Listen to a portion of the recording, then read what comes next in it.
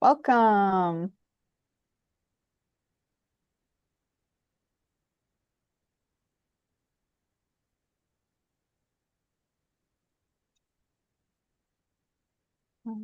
Welcome, everybody. Welcome to the True Sky Crew podcast, where we teach you to look up and see for yourself. This is season 2, and our theme is United Under One Sky. Because remember, it is so important to celebrate and honor our differences, but one fact remains the same. We are all united by the same sky. And you can look up at the observable cosmos, as can everyone. And the true sky don't lie. Oh, I'm getting some reverb. Here we go. And this is episode 2. And we are going to be going through December's transits for 2025. And remember to make sure to follow the True Sky Crew on Instagram, Threads, and X. And of course, subscribe here on YouTube. I am your host, Sachi the Seer. You can find me at that handle on Instagram, on YouTube, on Threads, and X. If you're interested in booking a True Sky astrology reading, or if you just want to see your True Sky chart that you can read for yourself, you can book that at Sachi the Seer. All of those links will be in the description box below for those who are watching the replay. And hi to everyone who is tuning in live. Thank you so much for joining. As always, we will be taking questions and comments in the chat, so feel free to be as chatty as you like. Today, we have a very special returning guest. We have Amber of Celestial Healing 444 and True Sky Human Design. Amber, hi, how are you? Thank you so much for joining. Hi, I'm good. Thanks for having me back. Absolutely. I know a lot of people loved your perspective of the true sky as well as the human design, and we're really amazed at how the information really just went together, cross-reference each other in a way that was really, really beautiful. So I'm excited to see how that comes about this time as well. Same. I know. It was super cool. Like so not planned and it all just flowed. I loved it. Absolutely. And we're gonna try to keep this episode to 2 hours, everybody. Amber will have to leave at 9:30. So if we don't get through everything, I will finish the episode. But anyway, I just want to jump right in. But before we do that, make sure you go check out Amber's work in the links that are provided here. If you watch the replay, they will be in the description box. And if you want to learn more about Amber, personally, you can listen to episode 2 of season 2, where she shares her story, her gifts, and discusses true sky human design in general. So if you know anything about human design, or if you don't know anything about human design, it's a great episode. Personally, I did not know much about human design. So I ask a lot of questions from a newbie perspective, and I think Amber is very, very insightful, and it's very easy to comprehend the information the way that she shares it. So I really recommend checking out that episode. I will also link that in the description box below. So without further ado, we are going to take a look into December's transits. Let's get the Sky app pulled up here.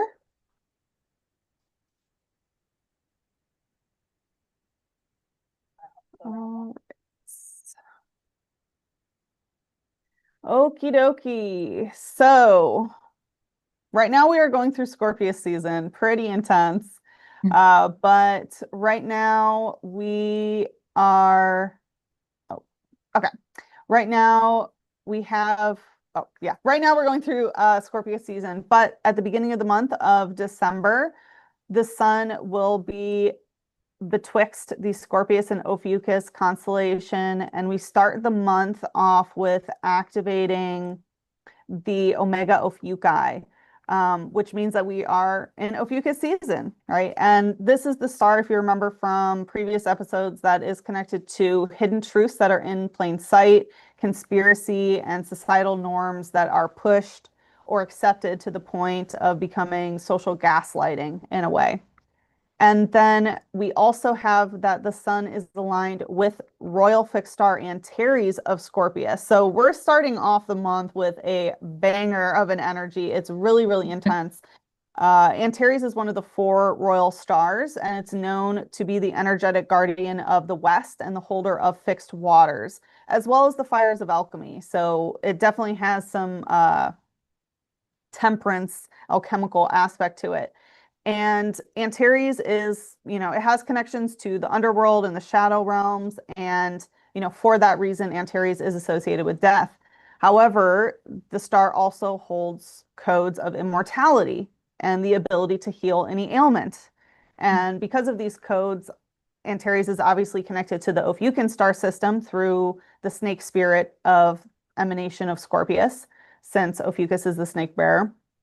And so with the sun here, Antares allows this multidimensional access to reality, especially eased access to the lower realms and lower dimensions. And Antares is also a portal to the Akashic records. So you can make Akashic level shifts through Antares.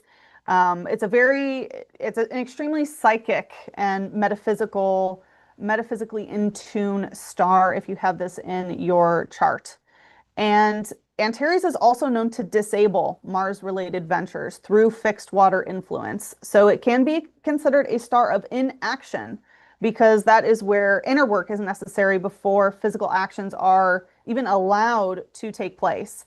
So as a death-related star, Antares represents when you're no longer acting in your body, um, when it comes to actual physical, leaving your body in physical death. But on an energetic level, it is associated with the higher and lower dimensional aspects of the self that stop you from taking action in the physical world. So you can think of this in terms of the shadow of Scorpius, which is like lethargy, self-sabotage, laziness, freeze state, vagal shutdown, and so on. But as a stopper of inaction or a causer of inaction, um, Antares also stops overkilling and halts war machines that run through the Orion matrix.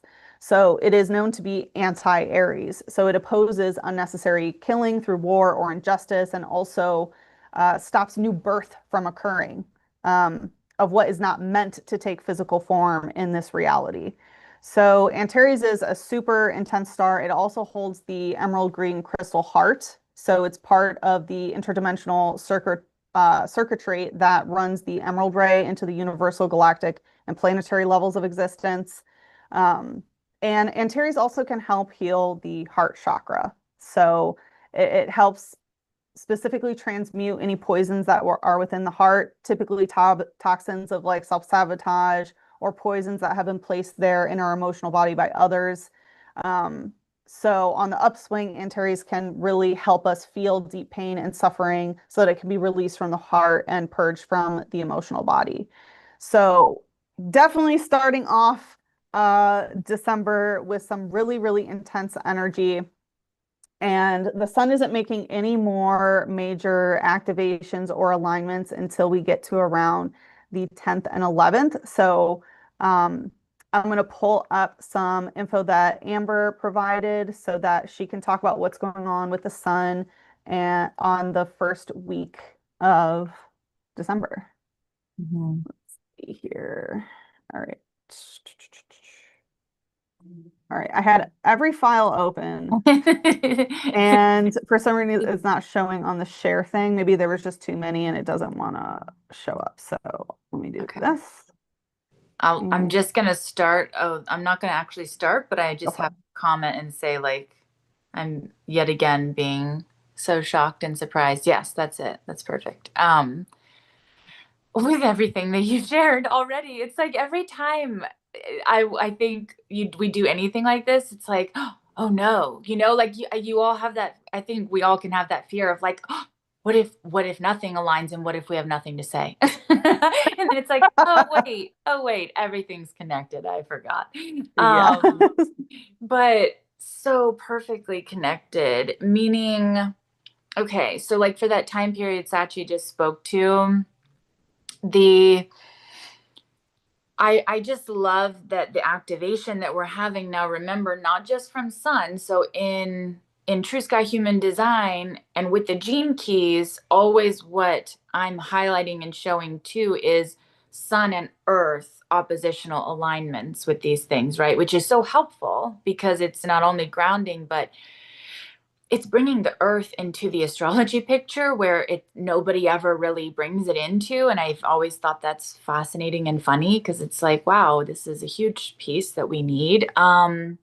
So it's just really awesome and helpful that we're beginning with the very first two gene keys, which are obviously just like the first two, and the last two are probably the most you know, packing of a punch code wise, like as far as foundational code of the code kind of stuff, if this makes sense, right? Like, so Mhm.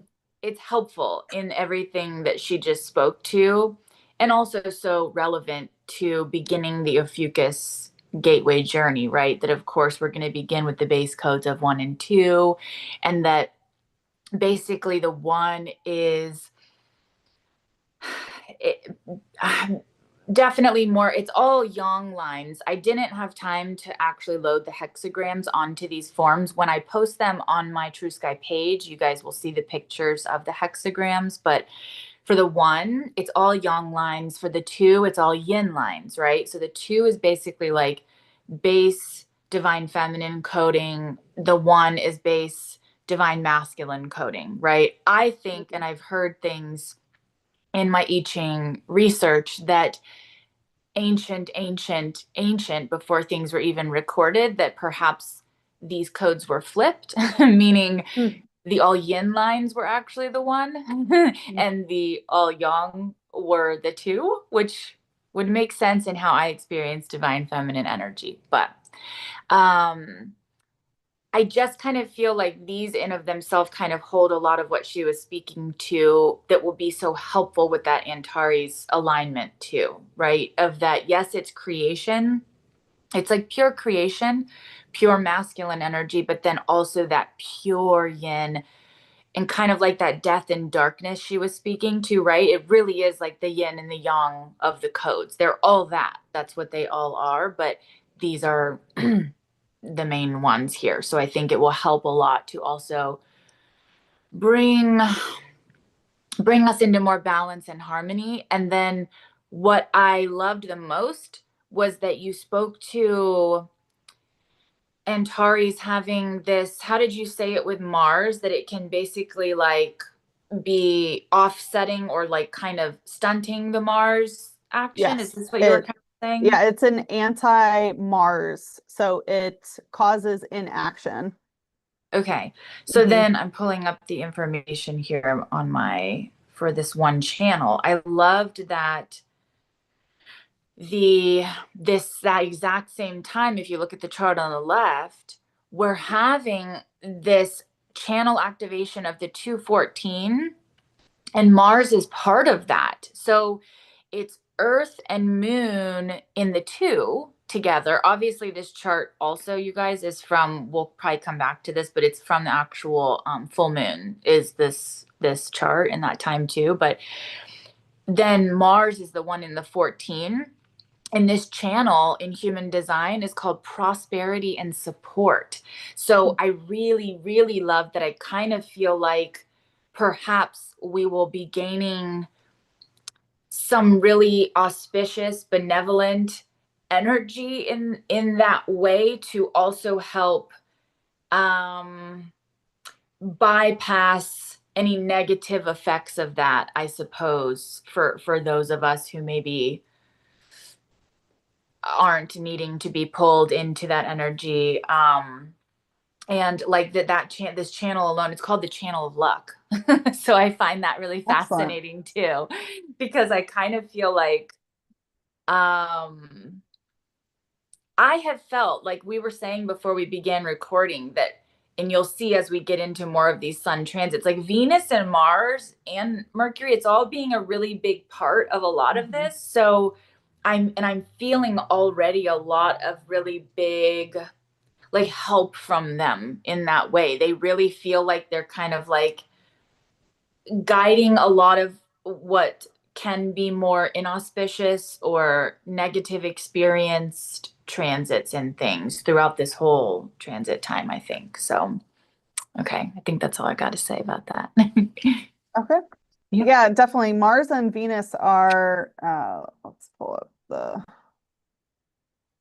Mars and Venus are like co-creating with the sun, dancing around the sun pretty much the entire time. Yeah. And it's a great alchemical dance. It's very good Hmm. to be in Scorpius because there is a lot of new birthing going on. And the aspect of Antares being um, anti-action or stopping action doesn't mean it completely stops all action. Hmm. It stops action when the inner need, like when the inner work is necessary, when you have to do something within before you can take that action, Hmm. as well as again like halting war machines and things like that, like unnecessary death that causes the balance of life and death to become imbalanced. Yes, which Um, actually, real quick before you move on, that also goes very well with that other channel that you don't have to go back, but that showed in the diagram on the left that I have is the 5027. We've been having huge activation with that channel as well, and that's very much that same energy you're describing with Antares, where it's like, no, like we need more clearing of the vessel. You need to go within, you need to let go, we need to purge. And so that reminds me of that too. awesome. So the sun is going to continue to transit, like I said, through the legs of Ophiuchus, and then around the 10th, peaking 11th, 12th, 13th, it is going to be moving through these two stars, Xi Ophiuchus and Theta Ophiuchus. And when both of these stars are activated at the same time, it's known as the magician that is serpent bitten. So that is a need, to transmute poisons or detox the body, turn pain to power through the alchemical process of transmutation. There's also the aspect of esoteric wisdom within the snake bite that I'm sure many listeners are familiar with that. And this is part also of ritual magic, the magician, understanding how to use the elements and so on. So um, when Xi Ophiuchi is activated with a different Ophiucan star, it's known as the Magician and the Serpent. But this specifically, when anything is moving through those two stars, is the Magician that is serpent bitten. So it's kind of like you're fucking around and finding out through the snake bite. So it's very interesting that the sun is going through that. I mean, in our time, that is where it goes. And then it is going to leave Ophiuchus and move into the Ophiuchus Sag void. But before we go into that, I'm going to pull up Amber's diagram for the next days so she can discuss that for a bit. Let's see. Yeah. All right, What here date we did go. you just go up to? Is that what we're Um, okay, I see. Yeah. so I like what I was talking about is relevant through the 13th. Okay. Yeah. So then I don't have anything until the end of December, so we'll have you walk through the next two. So this one and your next one as Yeah, well. yeah. That's what I Mhm. was looking for in here in my notes. Okay, I see the one that comes after. Yeah, that's super. Hang on. I love this everything you just spoke about with this the magician kind of energy first because the I love when we have this the 4323 activation. So remember with all of these sun and earth transits, we'll get this exact same activation twice a year, but then flipped, right? So then the other half, 6 months later, it's earth is in one of the gene keys, sun is in the other.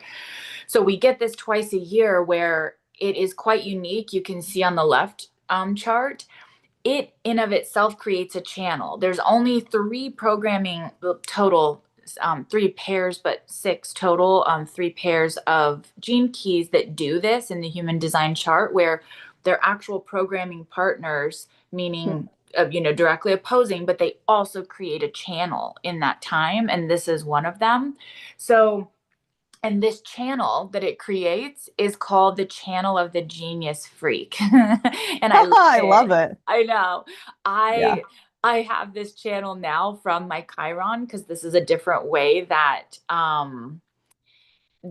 I work with human design as well, where as we've gone on this journey for quite some time, especially as divine feminines, our Chiron and our Black Moon Lilith can become part of the chart. So Yeah. um Yeah, so it's a very it's funny because that sounds so fancy and lovely, right? But it very much is like this, and it is for those who can hear and understand, those of us who have this channel, but for many, it is very much probably like this crazy wizard or magician that just wandered out of the woods kind of thing. And you speak to people and you're like saying all of this crazy shit and they're like, what did that bitch just say? Like, I Yeah. don't know what she's fucking talking about.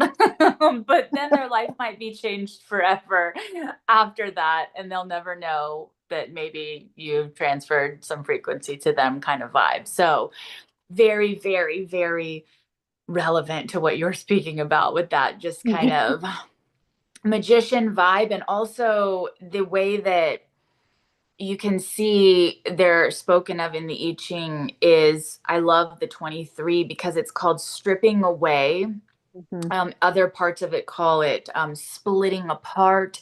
Mhm. It's a lot of what that hexagram looks like too, where it's like this is why those of us who have this energy too are very misunderstood, because it is a very actually like stripping, splitting kind of energetic. Mhm. So and many times it can honestly kind of, like how it talks about erosion in the code and the information there, that's what it's doing. It's normally like when we're speaking to someone, we're kind of like splitting apart all that isn't actually them, that they don't need, that isn't truth, you know? And Mhm. so then that can be taken in many ways. It can be taken sometimes positive, sometimes very negative.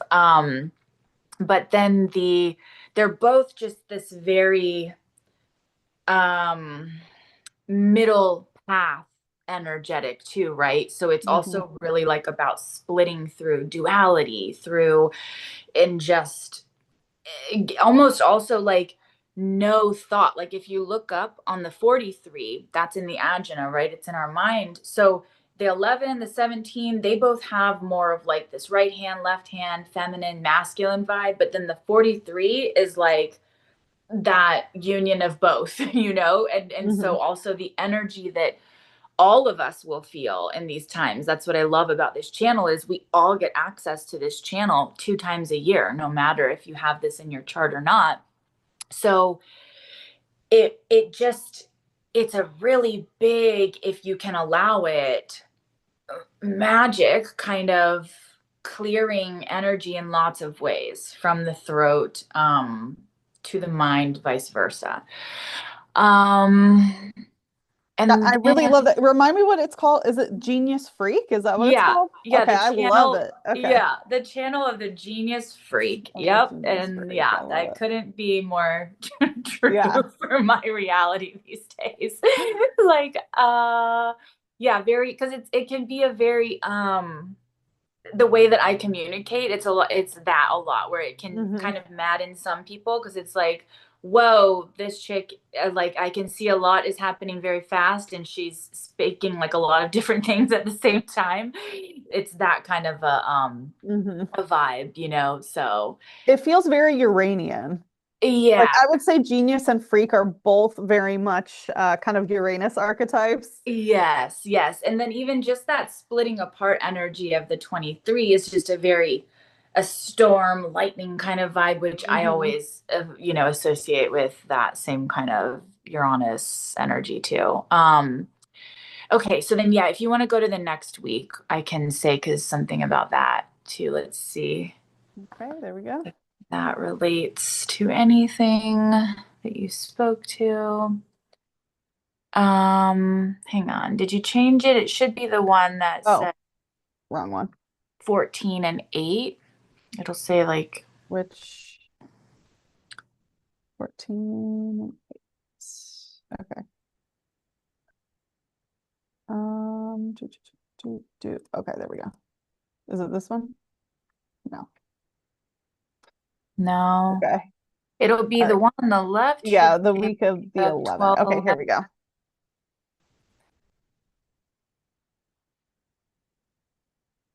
Okay, yes, that is it. Okay, so let's see. I didn't have time really to look at this one while you were speaking about the transit.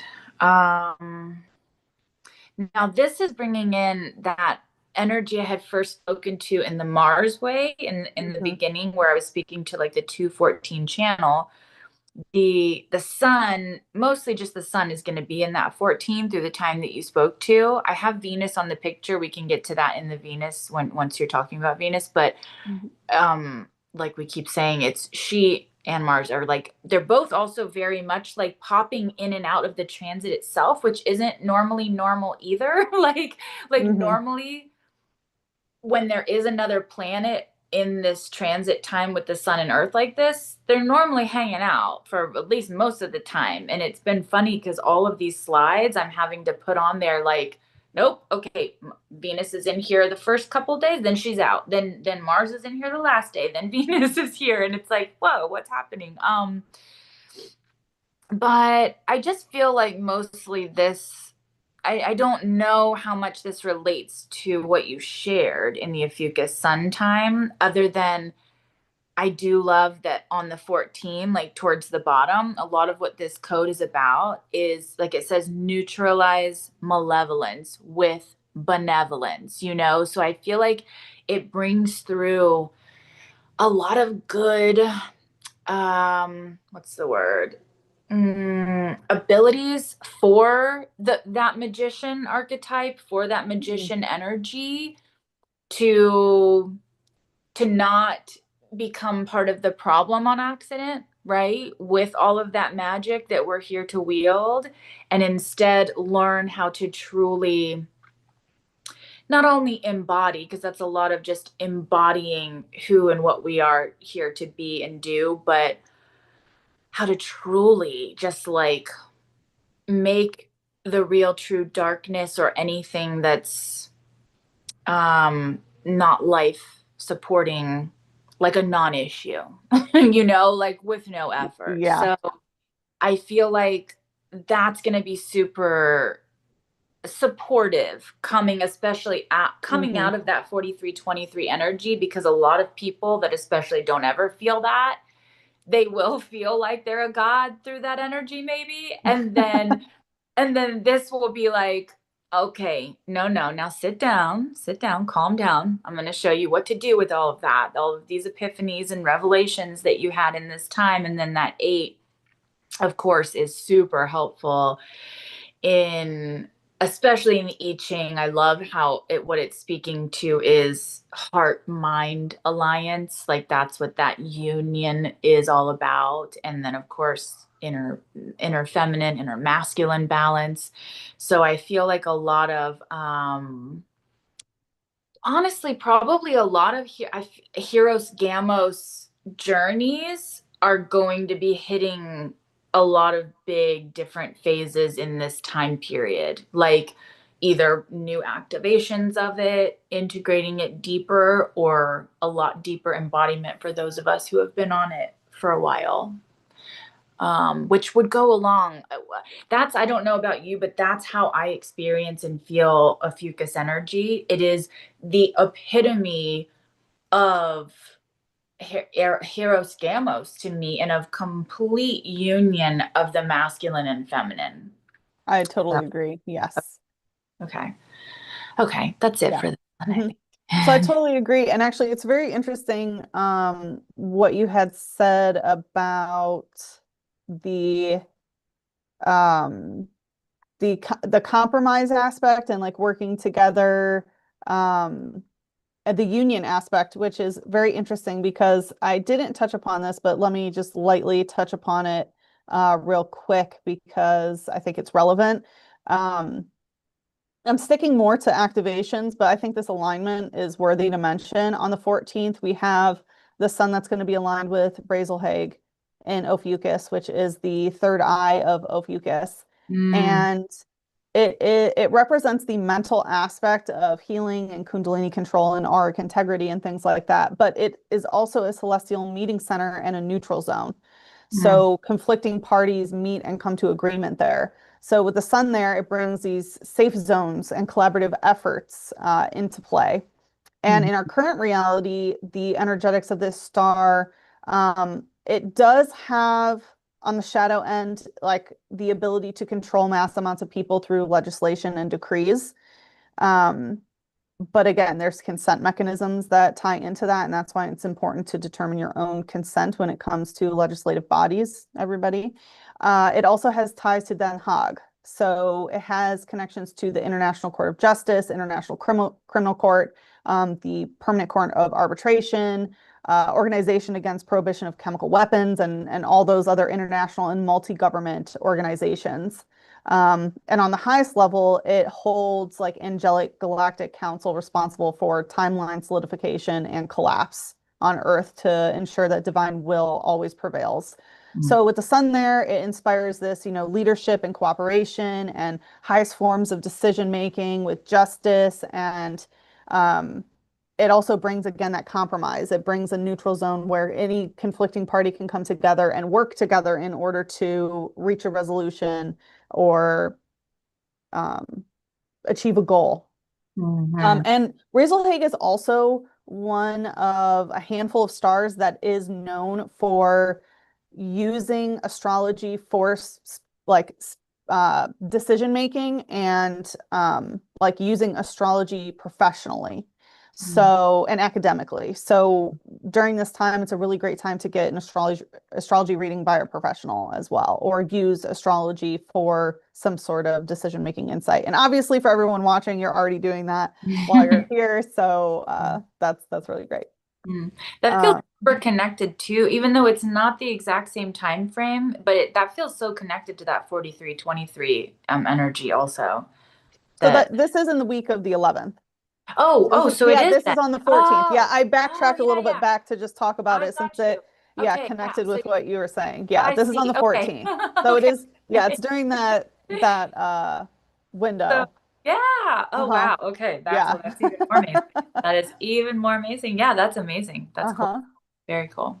And then we have the sun that is going to be activating galactic center around the 18th. We Mm. have the sun moving towards Sagittarius. It is going to be moving through the Lagoon Nebula, and that is marking the beginning of Sagittarius season. So the Lagoon Nebula um, is one of two nebulas that actually make stars. So it's a very creative time, but also introspective time.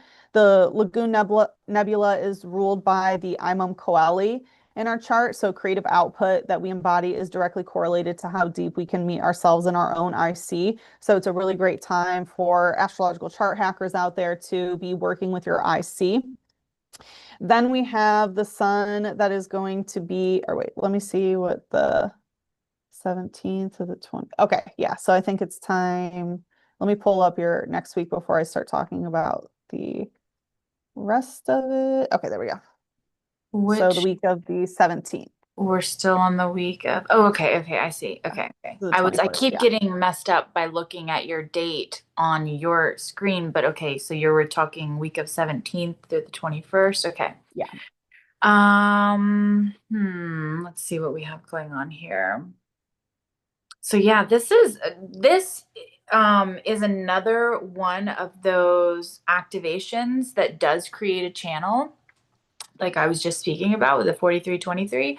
And this one is known as the manifesting generator channel. So you can be a manifesting generator. I know, right? Yeah. Like there's always so much relevant to Yeah. you in particular too when Yeah. you're doing this. I love that.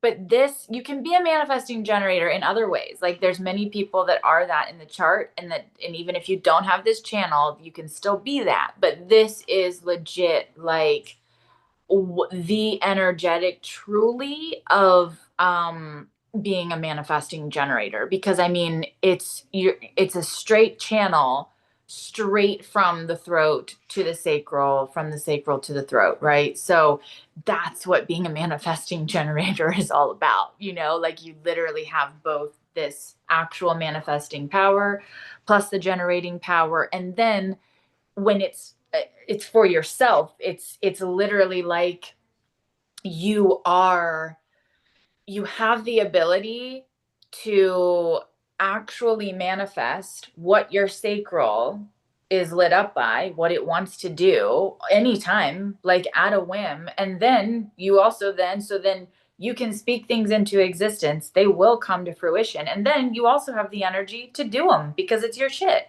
So Hmm. this is why manifesting generators can take on the world because they can pretty much do whatever the hell you want or don't. Now, nothing is ever that simple, right? But, but getting aligned with really getting aligned with what your desires actually are will be really good in this time. So this is going beautifully also with what Sachi was just saying in the way of like having astrology readings through this time. And because what better way to learn very deeply about yourself so that so much of manifesting, especially for anyone who truly has that manifesting power in your chart like this, it's so much less about the what and the when and the how. You can do it. It's just it really is about getting so aligned with even knowing what the fuck it is you want to do. I think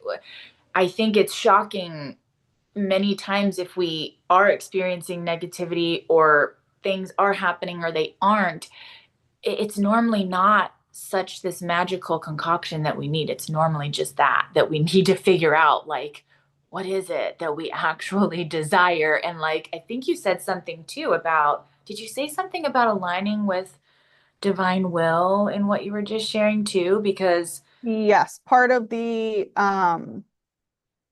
oh, well, okay. I thought you were talking about the consent mechanisms for whatever reason, but yeah, part of Razel Haig's energy is it ensures that divine will prevail. So mm, there is a timeline solidification and collapsing mechanism within Razel Haig where only certain timelines according to divine will can come to fruition. It okay, kind yeah. of reminds me a little bit of Antares, like anti energy of being able to shut things down. So Mhm, Razorhead kind of has that energy as well through the timeline systems, through the universal time matrix, mhm. but also the power to solidify. Yes. So to me, that's also feeling very resonant with like this 34, right? Because it's like the 34 is probably, I mean, literally the most powerful code in all of the 64 codes.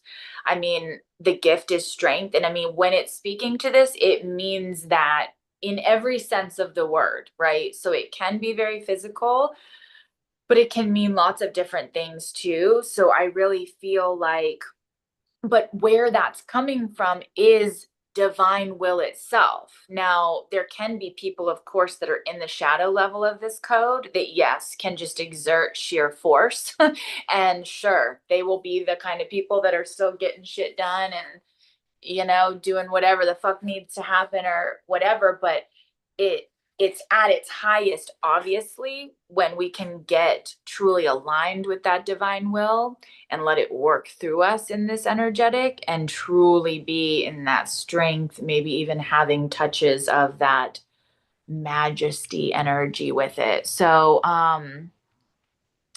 yeah, I'll get into because this is also going to be when we'll have the new moon. So I'll wait to say some things a little bit more that I want to say about the 20 in regards to the moon in that time too, because I think it'll be more relevant to Okay. that.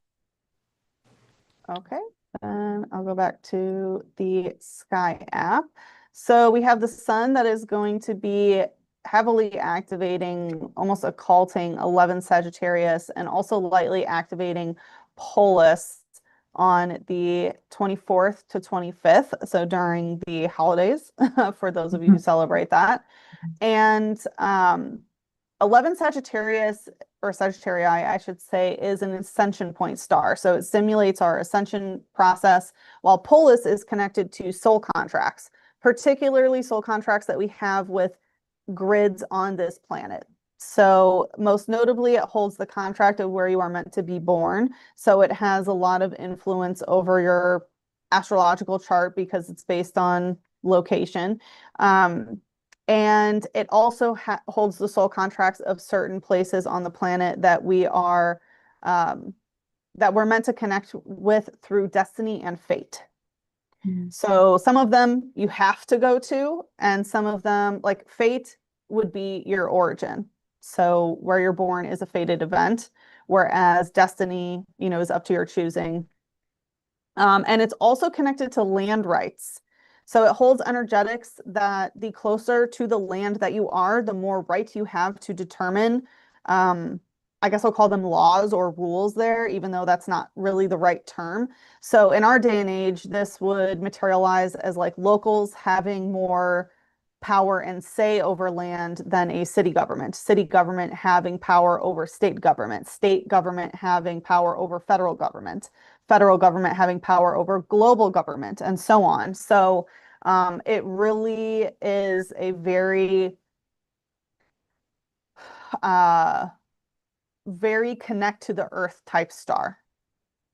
Mhm. And then we have the sun moving. We'll be activating Caus Borealis towards the end of the month, around 26th, 27th, 28th, 29th. And we end December, still in Sagittarius season, but I will briefly talk about Caus Borealis. With the sun there, it brings very precision of direction in terms of what lights us up. So it brings light codes also through the crown and highlights the importance of ornamental design in our creation. So aspects like focusing on more of the physical aesthetic is important here of what lights you up. And it also propels us towards our North Star, but it's associated with the midheaven, which I recently was getting a lot of information how the midheaven is supposed to be our North Star, not a lunar node. That's a discussion for a different time, because it's a lot to unpack, but it is a propulsion star towards a North Star, which is the midheaven point, which in true sky is the zenith in the sky, not necessarily a point on the ecliptic. And it also helps, with the highest expression of being seen and materializing the reality that you want. And again, it is ending the month in Sagittarius right betwixt Venus and Mars, which is really exciting. A little bit tighter of a conjunction than most of the month, but still a very creative, powerful time. There's a lot of creative, like a lot of these stars have creative potential as well as these kind of like death symbolisms, in Scorpius and Ophiuchus specifically, but a lot of creative energy here. Mhm. Yeah. All right. This is also so going perfectly too with the resonance of what I noticed, where all of these transits, what they're, I don't know if already you have noticed, and then whoever is watching can see that we began in codes that were only in the G center. Then we went into the next week was Ajna to throat center, but then all the rest of these codes for the sun transiting, it's all throat and sacral centers. So what you just said and what I just said not long ago too about that whole, yes, the 3420 is truly that manifesting, generating energy and channel, but still throat and sacral energy, that's what all of that is. So it's a lot of this just pure creative energy and flow that's coming through to us in really big ways. And like you just said too, with this extra help of both Mars and Venus, like it all feels really good to me. I'm hoping that we Mm-hmm. will get to experience it in that way, but it seems very juicy in good ways. Mm-hmm. Okay, you've got that pulled up. I've got to say this too so that I don't forget also that I know we can't get into this now, but the I want to know so much more about what you said about midheaven, because my midheaven is exactly conjunct my sun in this Mm-hmm. exact time of this chart where we're looking Ah, on 1223. ah. So, and I feel like I can attest to what you just said, like big time, because I don't think I've ever experienced all of that energy and maybe the more orthodox ways either. So, okay, so let's see.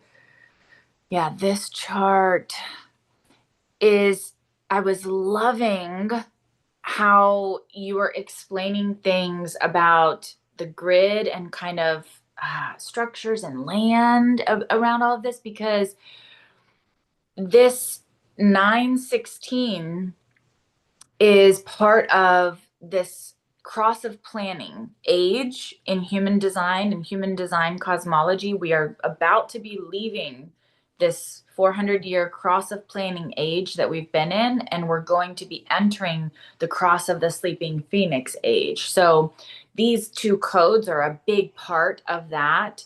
And it's the cross of planning energetic totally is basically what has created all of the structures and things that we have in that way. And it's very tribal. It is literally a tribal channel and energetic. Mm. So it's just so much about what you were describing in those ways too, of like borders dividing. And it's like, yeah, those of us who are even knowing that we're leaving an age and getting into a new one are kind of like feeling so smothered by the borders. But they have been needed and necessary in this game of evolution that we've been in, right? So I do believe like a lot of what these codes bring, like look at what both of on the right template, the what the gifts are on both of them is determination and versatility. I mean, those are things. And then Mm.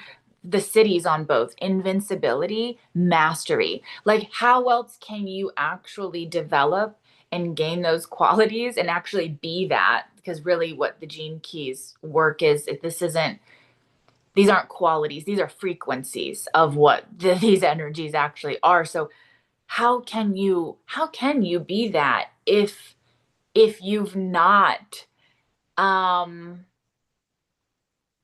basically been in the depths of darkness of what both of these shadows are, and been greatly Mhm. challenged, basically, too, is what I feel a lot of this energetic to be, but taking like the absolute darkest things and turning them into some crazy new beautiful shit kind of energy, right?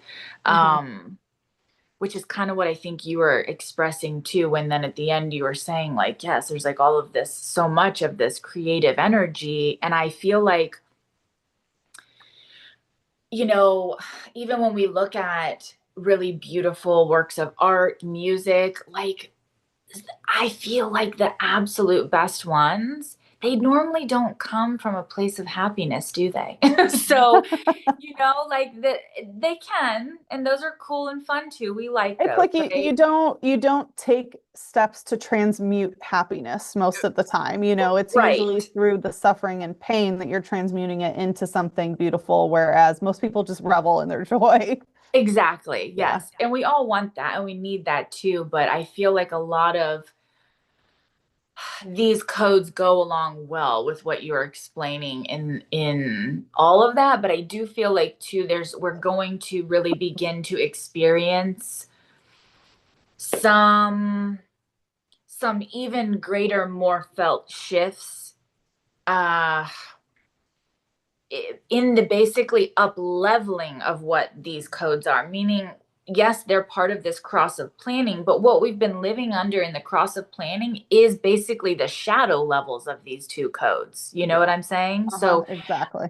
yeah. So, I feel, Especially the inertia. Like yeah. I feel that and especially with Caus Borealis being a star of movement forward with precision, that inertia is kind of like a lag factor, Mhm. um, kind of like a coefficient of friction, even. Like, yeah. Yeah. Yeah.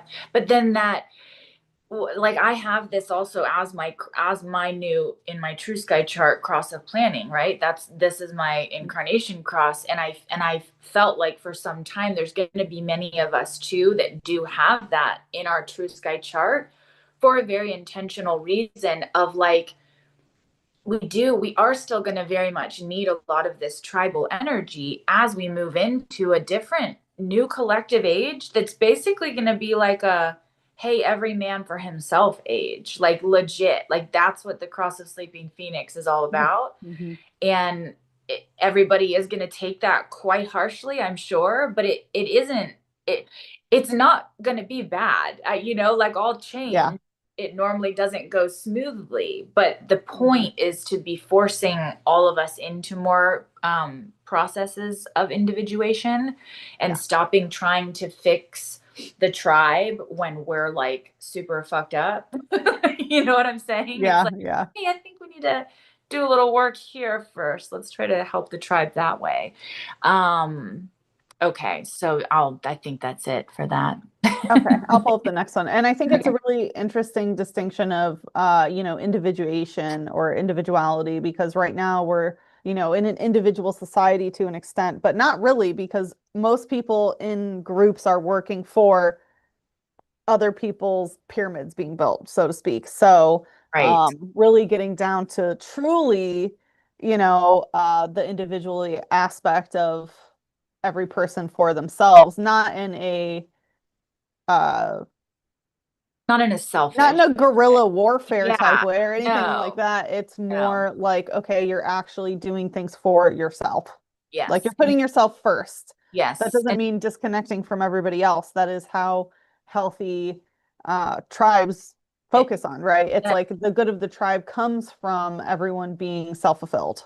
yes, and not the blind leading the blind anymore, right? And no Correct. martyrdom, no none of Right. that. Like that finally getting sifted out, which will just to me bring so many a more age of honesty and of just yeah, pure direct communication, you know, things that again aren't going to be taken well at first, says the Sagittarius who knows very well. Who can really accidentally very harshly communicate with everyone I speak to. Oh, oh, me too. I have Zubin Crab in my chart, which is Yeah. like the very caustic, abrasive communication star. Mhm. So I think we both stand hand in hand in that one. Yes. Like it's I not love it. always accepted with open ears or hearts or minds, No, no. I mean, but I just, but it yeah, needs we to be can't. said. Yeah. Like that's the thing. It has to be said. Yes. And for me, it's not even a, I just, I can't even, it's not even like a, oh, I have to say this to, it just happens now and I'm like, Hmm. oh, I'm gonna say that thing. And then they're either Hmm. gonna hate me or love me because of it and I really actually don't care. So Yeah. um okay, so then yeah, this is the last week, so you had already spoken to, let's see if this what this has to do. Well, I will, let's see, I don't even remember quite everything you were saying at the very end, but I will show for everyone to see because this is just powerful that on the left, on the chart on the left, we're having access. I think it is only this day on 12/28, but from Earth and Chiron, which will still be retrograde, but not for long at that point in time. And then both Jupiter and the moon, both of those channels I show there on like the right of the chart on the left are manifesting channels. So like pure manifesting channels. So these are, there's only three actual just pure manifesting channels in the chart. These are two of them. So I always like to point out to everybody when these things are happening, especially in traditional human design, they don't even count Chiron as like being able to create activations like this, but of course I do, because why would we not? So the, let's see here. Let me look at my phone because I can see clearer.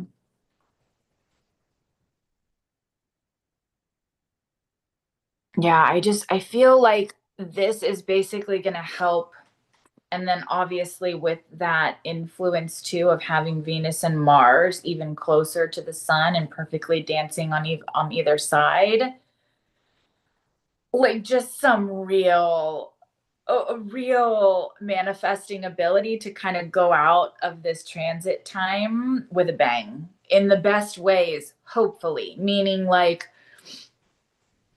a lot of the month thus far should have brought enough creative juices, inner depth, richness, like a lot of more embodiment, integration. And now these two codes, the five is still a lot of that, meaning I love it's a very to me, I was gonna say divine feminine, but so is the 35 to me. There some of them are more easy to differentiate the masculine or feminine, but the five just helps us to really be in tune with divine will and to really trust nature, to really trust the path, and to really be kind of like right in the middle of where you had first begun, what you were sharing about the sun and the Antares with the like inaction, the action, that whole energy. To me, this is what the five is a lot about, where it's just kind of like brings us perfectly into the middle of wherever we need to be in that way. You know, not doing nothing, not doing too much, which clearly the gift is patience, the city is timelessness.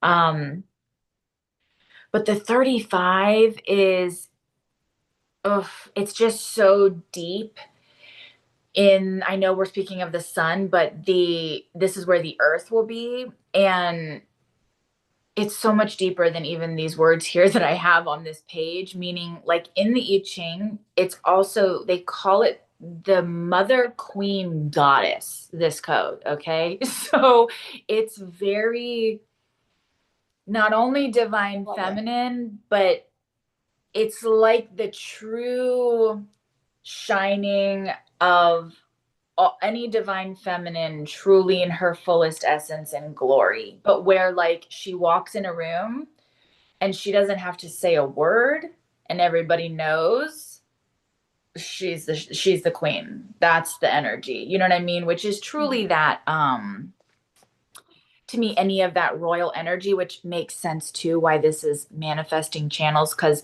if you know anybody or anyone who's listening, if you know any manifestors in the human design system, that's their vibe. Okay, I got two. Mhm. I got a king and a queen that live in this house with me, and they don't they don't have to say a word.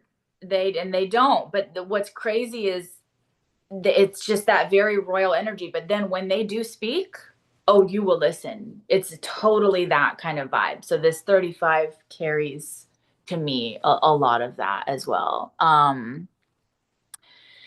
Okay, that's all I'll say about that. Okie doke. We will move on to the moon. So we have a full moon in Taurus on the 4th, on December 4th, peaking at 6:15 p.m. in the constellation Taurus. So it's in the horns of Taurus, and it is activating El Cab and lightly El Nath.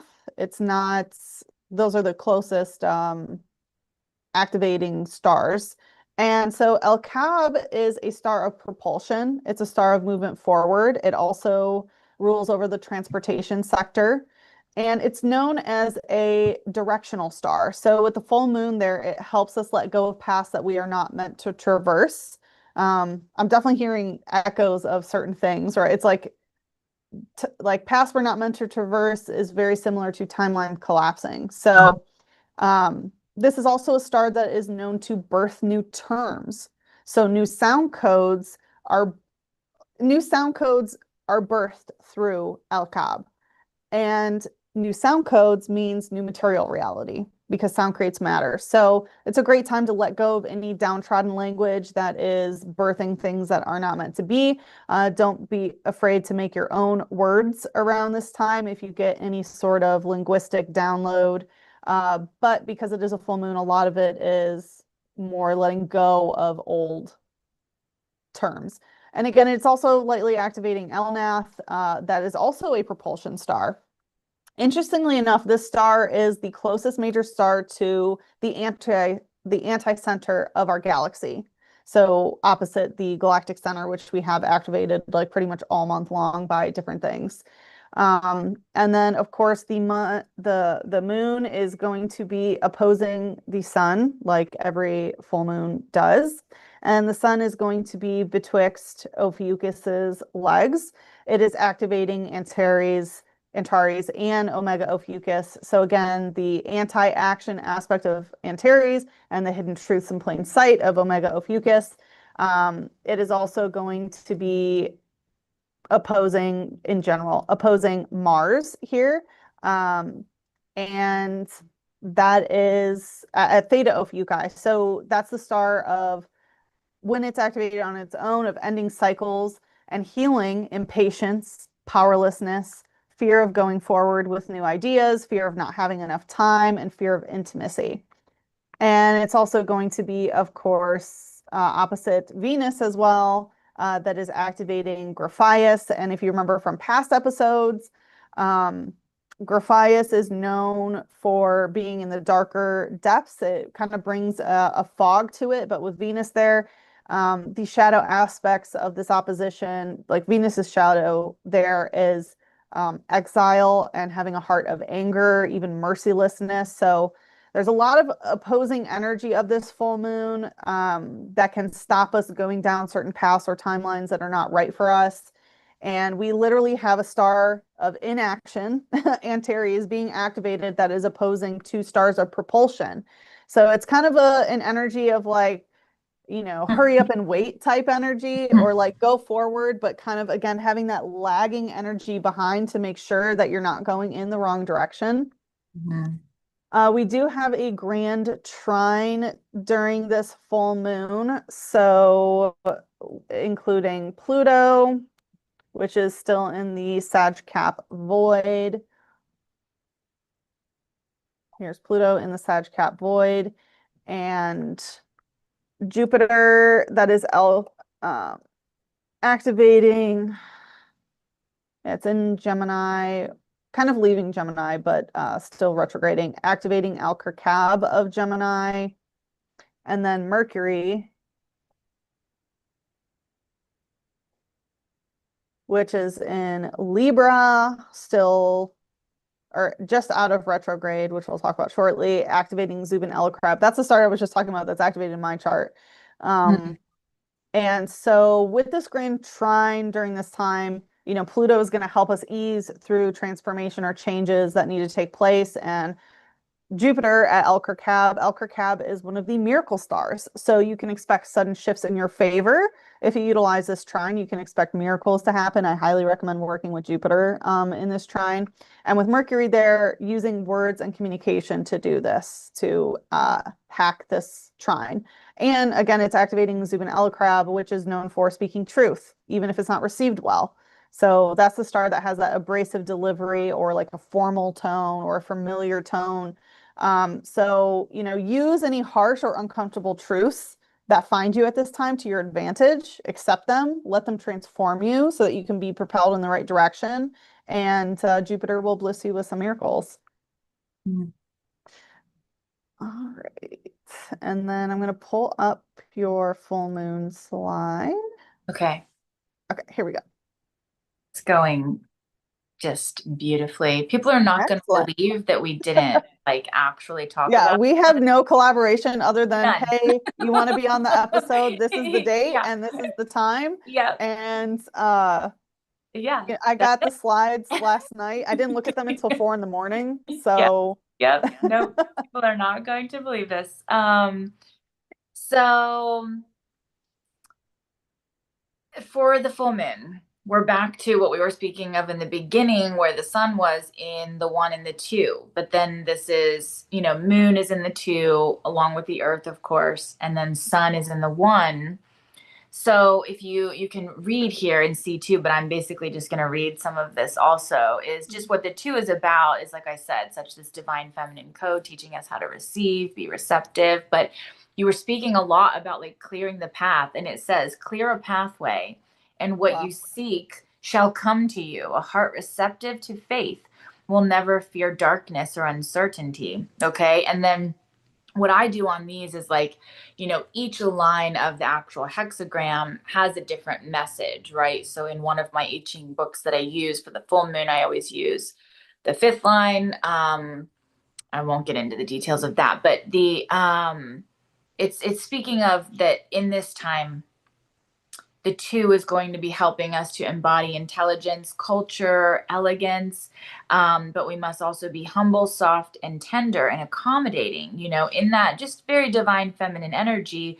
But it's funny because this was actually also reminding me of what I was last saying, just of like royalty, because it's speaking of, it says like harness these traits and you will achieve eminence. You wear the golden skirt, meaning you embody your status with your mere presence, and then it says you must tell, if you must tell people who you are, then you are not that at all, so it's got a lot of this, to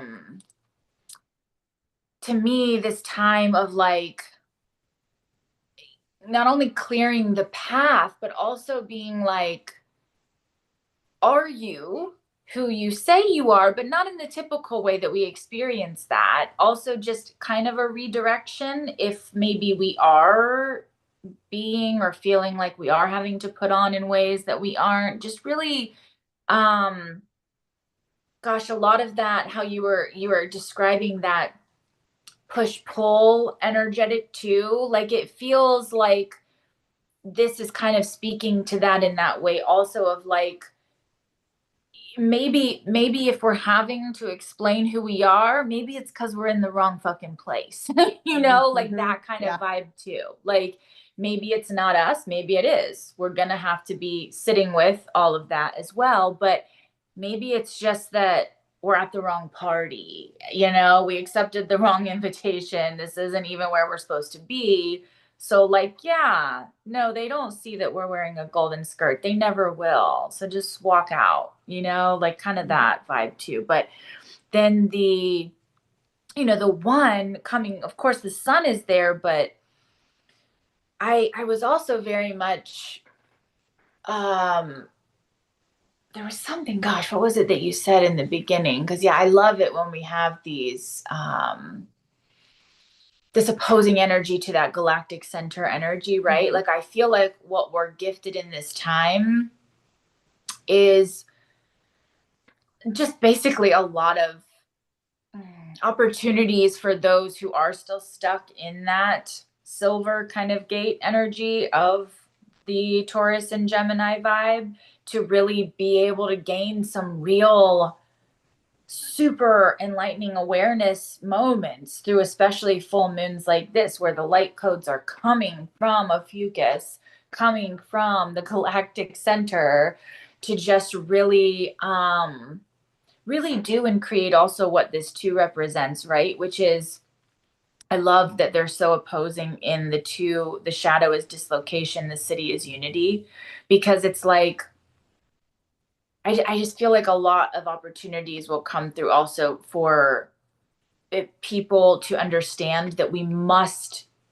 be in duality to even experience unity. Like you can't, what are you going to put back together if not everything was dislocated and separated, kind of energetic, right? So I think um that then this energy from the 1 is just going to be really uplifting in this full moon time. Kind of that same kind of Jupiter energy that you were describing too, not that they're in the same place, but just that same vibe, because it's pure creative energy, pure creative force. And then I loved too, like it has this question here from the I Ching where it says, will you choose the temporal or the spiritual? That kind of reminded me of some things you were speaking of too, Mm-hmm. with this silver and golden gate energy, because that's what they are. It's like a fucus is like all things possibly higher spiritual, higher consciousness, otherworldly, and then opposing gateway is like complete opposite, right? Like, no, we're just human. Maybe we're just living this Mm-hmm. one life. Maybe this is all there is, kind of Yeah, vibe. it's very grounded. Again, it's Yeah. that fixed earth aspect of Taurus, and even I know you mentioned Gemini a little bit, the Gemini aspect of like wanting data, Yes. wanting something tangible, if we could say that. Yes, yes. Like I feel like this full moon will push a lot of people to finally like find their middle path in Hmm. all of that and be like, okay. Like maybe I'm just gonna choose to believe and do and be some things just because maybe I don't have to have all of the answers or explain myself. But then the one too is also it's got all this dragon energy. Like it speaks of, it says you are the flying dragon in the heavens, you are destined for greatness. Many will follow you, but you must first cultivate discipline and gain greater depth of knowledge to to f with the feeling of, oh no, maybe I don't need the knowledge. Like I do feel like there is going to be a lot of paradoxical back and forth with this full moon, which is the ultimate, you know, ultimate opportunity for the greatest ascension and descension, right? But many times collectively that can be experienced kind of chaotically. So, Mm-hmm. okay. All right. Yeah, that's a pretty intense full moon, and the new moon is not any less intense. No, no, it is not. I, We have yeah. the new moon that is going to be on December 19th, peaking at 8:43 p.m., literally in the galactic center, not just where it is like aligned on the ecliptic, in the galactic center. So the center of the galaxy, center of the Milky Way, everything dies and is reborn there. The galactic center holds Phoenix code, so definitely a lot of big change here because it's the new moon. Subconscious, unconscious emotional programming can shift and transform. It is activating El nozzle of Sagittarius and also the butterfly cluster, which for some reason is not named here, but this is the butterfly cluster that is associated with Scorpius. And so El Nozzle is an aggressive star. It's known for, which I think I remember you mentioning something about it, I think in this week or the week prior, perhaps, but it's aggressive because it's the point of the arrow, but it's also known as a sieve. So it's like a sieving energy. So it's kind of a bit erosive, but it's when this starts activated, it's like we go through a mesh sifter. It only allows what is necessary to go through. So there is a separation aspect based on I guess the literal term is particle size, but it's kind of like it cleans house for the soul in a way. And then the butterfly cluster, of course, is transformative as well. There's aspects of metamorphosis as opposed to kind of extreme death and rebirth, that the phoenix energy comes from the galactic center. And the butterfly cluster also reminds us, through change and struggle, we can achieve beauty and grace and freedom. A lot of Scorpius's energy is more of the harsher energy, and rightfully so. But the butterfly cluster that is still associated with Scorpius reminds us of kind of the lighter things. Not saying that metamorphosis is not also an extreme and transformative and painful potentially process, right? You still turn to goop in that cocoon, but it's kind of like that goopiness is worth it. Um, and then we have the sun that is going to be activating the Lagoon Nebula here during this time. And again, that Lagoon Nebula is because the sun's there, it's bringing light to our Imam Coeli. So the hardest parts of ourselves to reach are illuminated. So this is definitely going to help with the spiritual sieving process, so to speak. We also have it is going to be activate. The new moon is conjunct Mars, which is activating 11 Sagittarii. So again, 11 Sagittarii is a star that triggers ascension. So it's an ascension point star. And so actions through Mars need to be oriented towards ascending. So whatever that point is in your specific chart would be the area to focus on to make sure that you're ascending upwards rather than going through any sort of descension. And then it is also conjunct Venus here, which is just done going through this window of Xi Ophiuchi and Theta Ophiuchi, which again is the magician that has been snake bitten or serpent bitten. So, there's some transmutation and potential literal magic that is needed through the Venusian lens for love, personal relationships, and so on. And then we do have it squaring Saturn and Neptune, which are uh technically Saturn's in kind of like the Aquarius, Pisces, Cetus void, I would say, but it is closest to the Piscean star system. And Neptune, I would say, is, Pisces, Cetus energy. So we have that square. So, any hurdles that may arise are due to any sort of spiritual misalignment, delusions, or addictions through Neptune, or any sort of restrictions or delayed gratification or lack of long-term viability through Saturn. So if you're having restrictions during this time, you know exactly where they're coming from. All right, and let me pull up the new moon info. And there it is. Okay. Okie doke. Seeing this continue, let me check something with that Neptune Saturn, because by then, let's see, they both will be direct now also, which will be nice, right? Saturn and Neptune at that Yes. time of the new moon. It's just, Well, no, Saturn goes direct on, oh, yes, that's right. The 27th of this month. So, yeah, yeah, in 2 days, in 2 days. So, yeah, they yeah. will be direct. Uh-huh. Yeah, so that will be because what I'm Yes. loving continued this whole time we're having together, you and me, is like I keep seeing where there are, like, you will mention that there is a more inauspicious alignment, which is true, but then when I'm looking at the code that they're in normally like a really good code for it being inauspicious, if that makes sense, right? Hmm. So I just want to say before I forget that at the time of the new moon, with Saturn and Neptune being there, they're both going to be finally have just moved direct, and then in the gene key 55, which does carry a lot of that energy still you were speaking of, in the way of, because that 55 is what the gene keys work is all about. It's the code of the solar plexus mutation.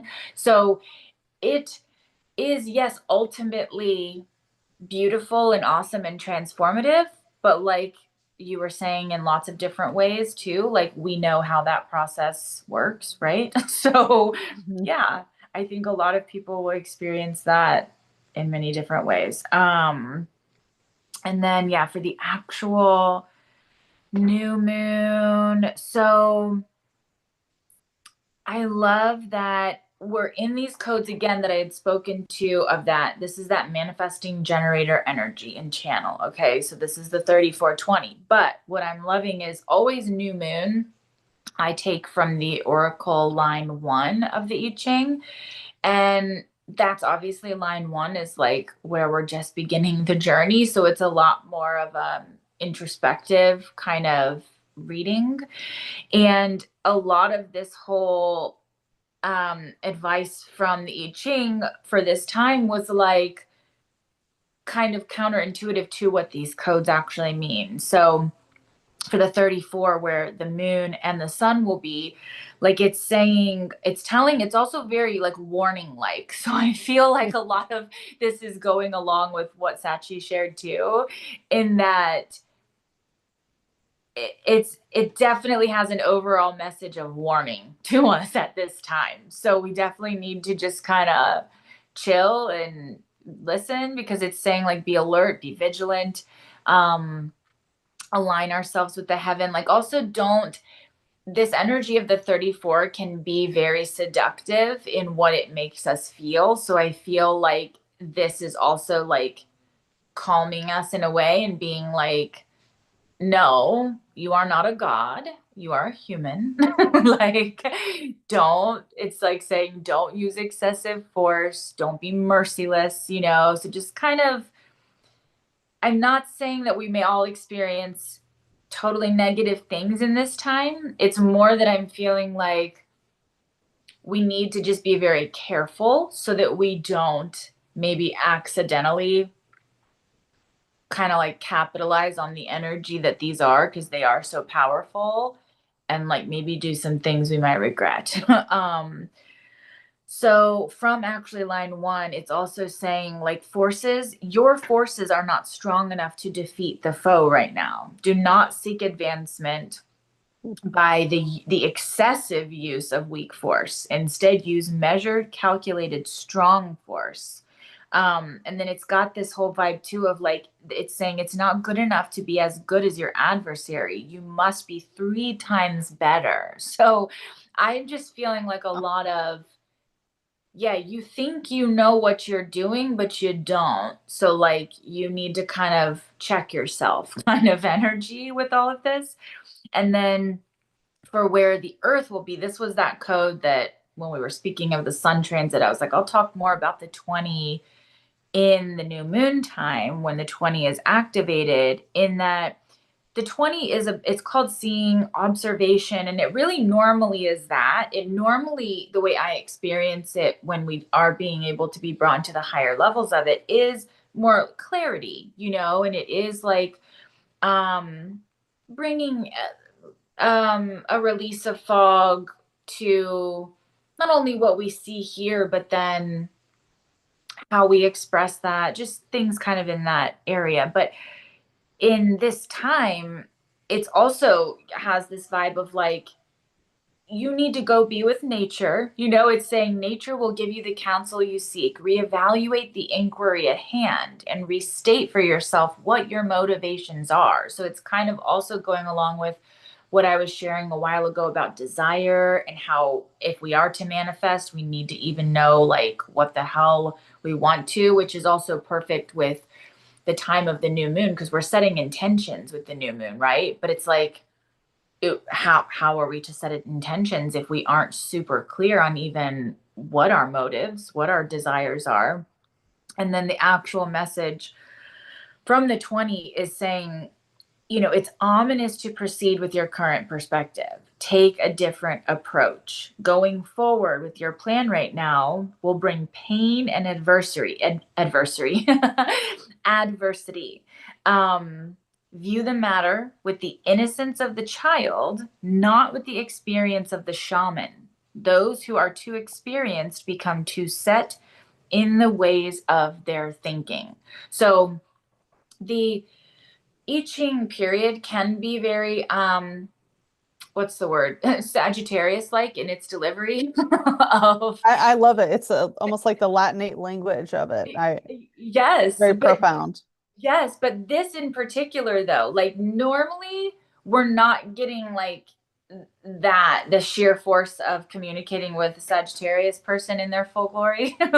But this new moon and the way that the I Ching is communicating through it to me is that it's like, Wow. nope, you're not as good as you think you are. You need to be better.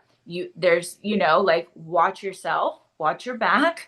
And then it's like, no, you're not seeing things clearly. You need to relook at everything that you're considering right now. And you need to do so with the eyes of a child. Like maybe you are experienced, but hey, your experience is actually clouding what you're trying to see now. It's not helping you. So, yeah, I just feel like there's going to be a lot of rude awakenings in the best ways. I can feel it now. Honestly, this is the first like piece of information that you've shared where like my own energy is like, whoa, like what is this gonna be? Yeah. So Yeah. I'm thankful that I can be open to it and see it more from the child perspective than my own shamanic Same. lens Well, I'm feeling because I'm the like, same whoa. thing. Yeah, you're not alone because also remember this time is right before my solar return also, and Uh-huh. I'm Yeah. like, oh shit. Oh Uh-huh. no. This might be oof, yeah, this might be a little rough time for all of us, huh? Well, I'm ready for it. I mean, void Yeah. moons can be that way.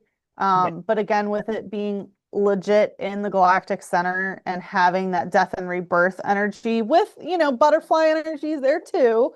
Yes. Yes. But because it's like Phoenix plus butterfly, Yes. Oh, very intense. It's oh very yes. intense. That's, I think, yes, we're just explaining that's, I know that's your existence and that's mine. It's like, oh, am I a butterfly today? Or am I a phoenix? Am I a Yeah. dragon? Like, which one Yeah. am I? And it's definitely not all beautiful. Yeah. Wait, I wanted to ask you something before we move on about Mhm. what was that called? The Lagoon Oh, Nebula? the Lagoon Nebula. Would Yes. that be, because one, I've never even heard of that, and that's awesome, and I love it. And I think like the sun is basically aligning with that around my solar Mm. on 1223, right? So I'm just wanting to ask, I'm going to have to do some more research on that because I'm sure that means quite a lot for me in ways that I haven't yet discovered. Because Yeah, absolutely. did you say that it like creates stars or something? So, yes, it is one of two nebulas that creates stars. The Wow. other one is in Orion, actually, interestingly Oh, enough. snap. Um, so yes, it's a very, very creative area of the sky. It holds a lot of creative power and it does have creative output consistently. So people who have that activated, in their chart, if, a Lagoon Nebula native, I guess we would say, have a Yeah. lot of creative potential, but I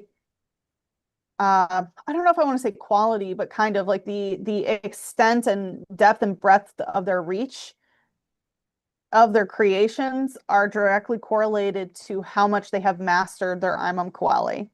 So Mm, how deeply they can connect to the parts that are hardest to connect to, yes. Ooh, which yes. I can totally see your gifts with the IC.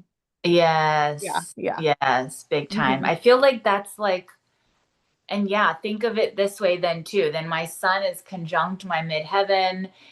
Like, Hmm. yeah, I see that so much. But it's that, like, it is beautiful sometimes, but yeah, I mean, that basically means I live a life of truly connecting with the most icky parts of myself and of all of everything and making best friends with them. Yep, Like that's every all you can do. Yeah. yeah.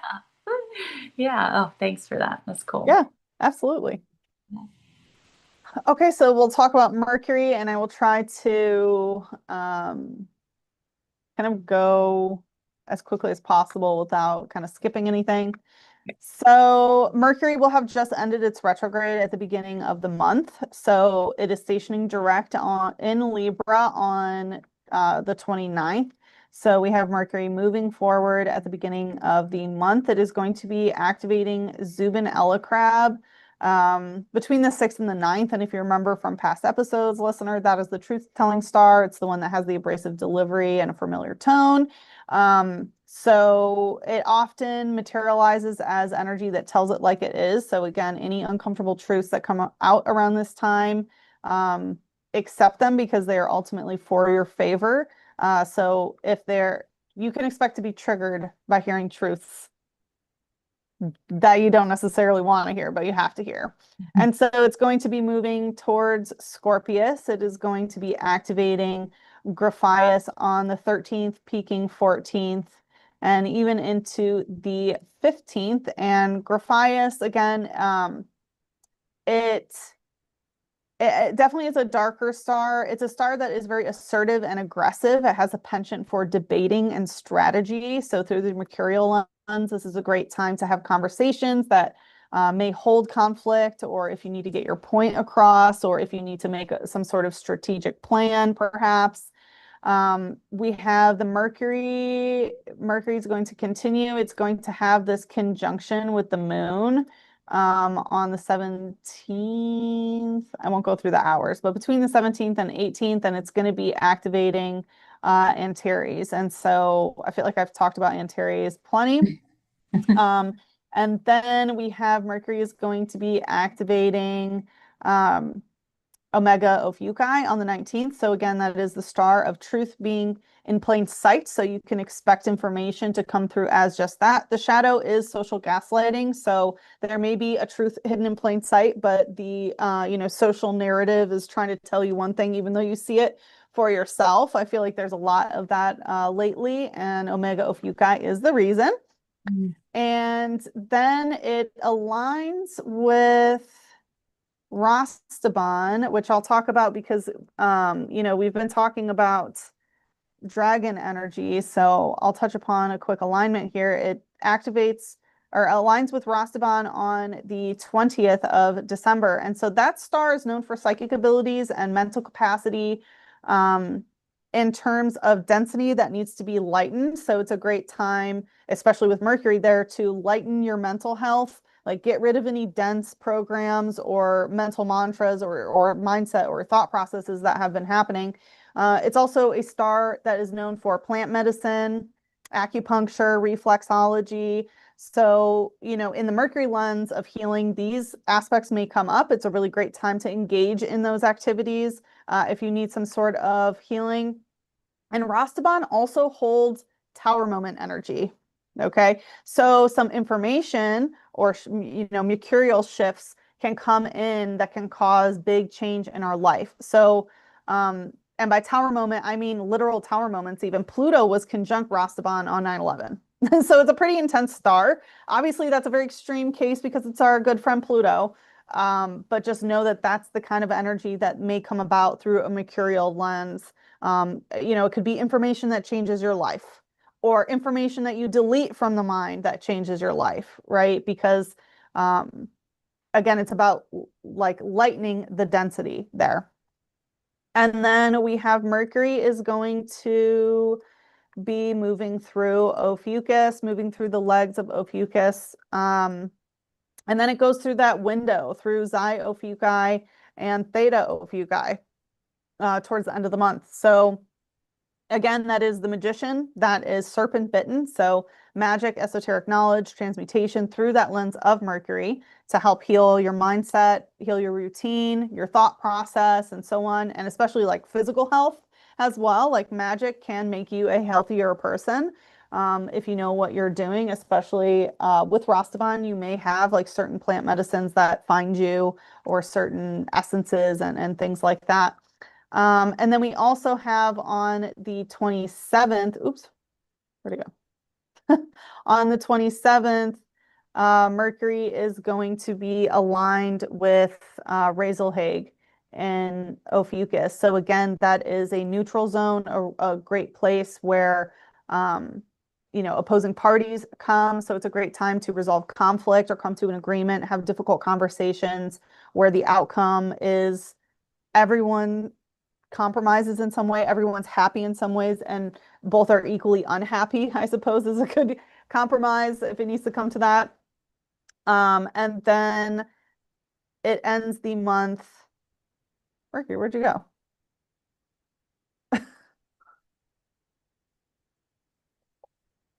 Mercury, where'd you go?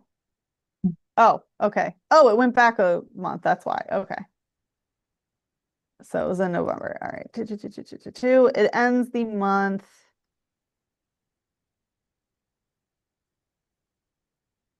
leaving Sagittarius into, or I'm sorry, leaving Ophiuchus and ending in the Ophiuchus Sagittarius void on the 31st. So let me know which diagram to pull up from which week Yeah, for pull what you up, want to speak on just pull Mercury. up from the first week of December because I'll just show something on like the mandala charts for all of these now for the different planets. Okay. I'm looking at mine here too to see when does Mercury go into, hang on. Hmm, I think I skipped the 44. Okay, we're on the first one. Yes, so hang on, I'm distracted. Sorry, hang on. That's Okay, okay. so I'm gonna step away for a minute and okay. go ahead and talk. I'll be back in a minute. Okay, okay. So for the just I don't have much to say about Mercury other than the what this chart is showing is Mercury is going to be in the 50, and this is going to be we've had this 50-27 activation for quite some time now, but from a lot of these other planets moving in and out, and then mostly from Black Moon Lilith had been the placement that was in this 50, creating the 5027 channel with Uranus retrograde for like quite some time now, for like I think a couple months on and off with lots of different placements. So that energy is all about um the vessel being the 50, and then 27 of like how we receive and nourish the vessel. And so I've talked a lot like on my Patreon in these transit times and in that particular channel activation, that a lot of what's been going on is like this very massive purging and clearing of all of our energy bodies and of the physical vessel. So like the 50 in the I Ching is speaking to the vessel, meaning mostly like the physical vessel, but we obviously also have all of our energetic bodies around and the energy within and all of that that is all been being purged, and in the name of though being able to be nourished better. So I love that Mercury is going to be the last, because Black Moon Lilith has now already shifted over. So Mercury is going to be the last like activation and last like hurrah of that 5027 channel. So I think, Sachi, you were speaking to, I mean, we obviously know Mercury is about speaking, but I think in the beginning you were speaking a lot to the speaking aspects of that. And I do feel like finally Mercury moving through that 50, and then this being the last time that we're really having this 5027 activation, it's really going to like help us give voice to all that we have been purging, clearing, and releasing in order to really be nourished and receive, but then therefore also really nourish others, because that's what that 27 energy is all about.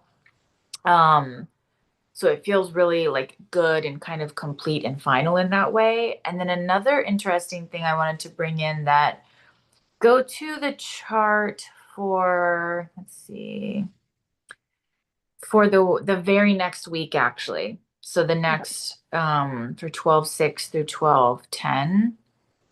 This is the only other thing I'll say about Mercury, but it went perfectly with what you shared. Yes, about, I made a note of what exactly it was that you were sharing. It was about that. What was the star that you were speaking to of like the 9/11 and actually having like tower moments? What? That's Rastavan of Draco. Okay.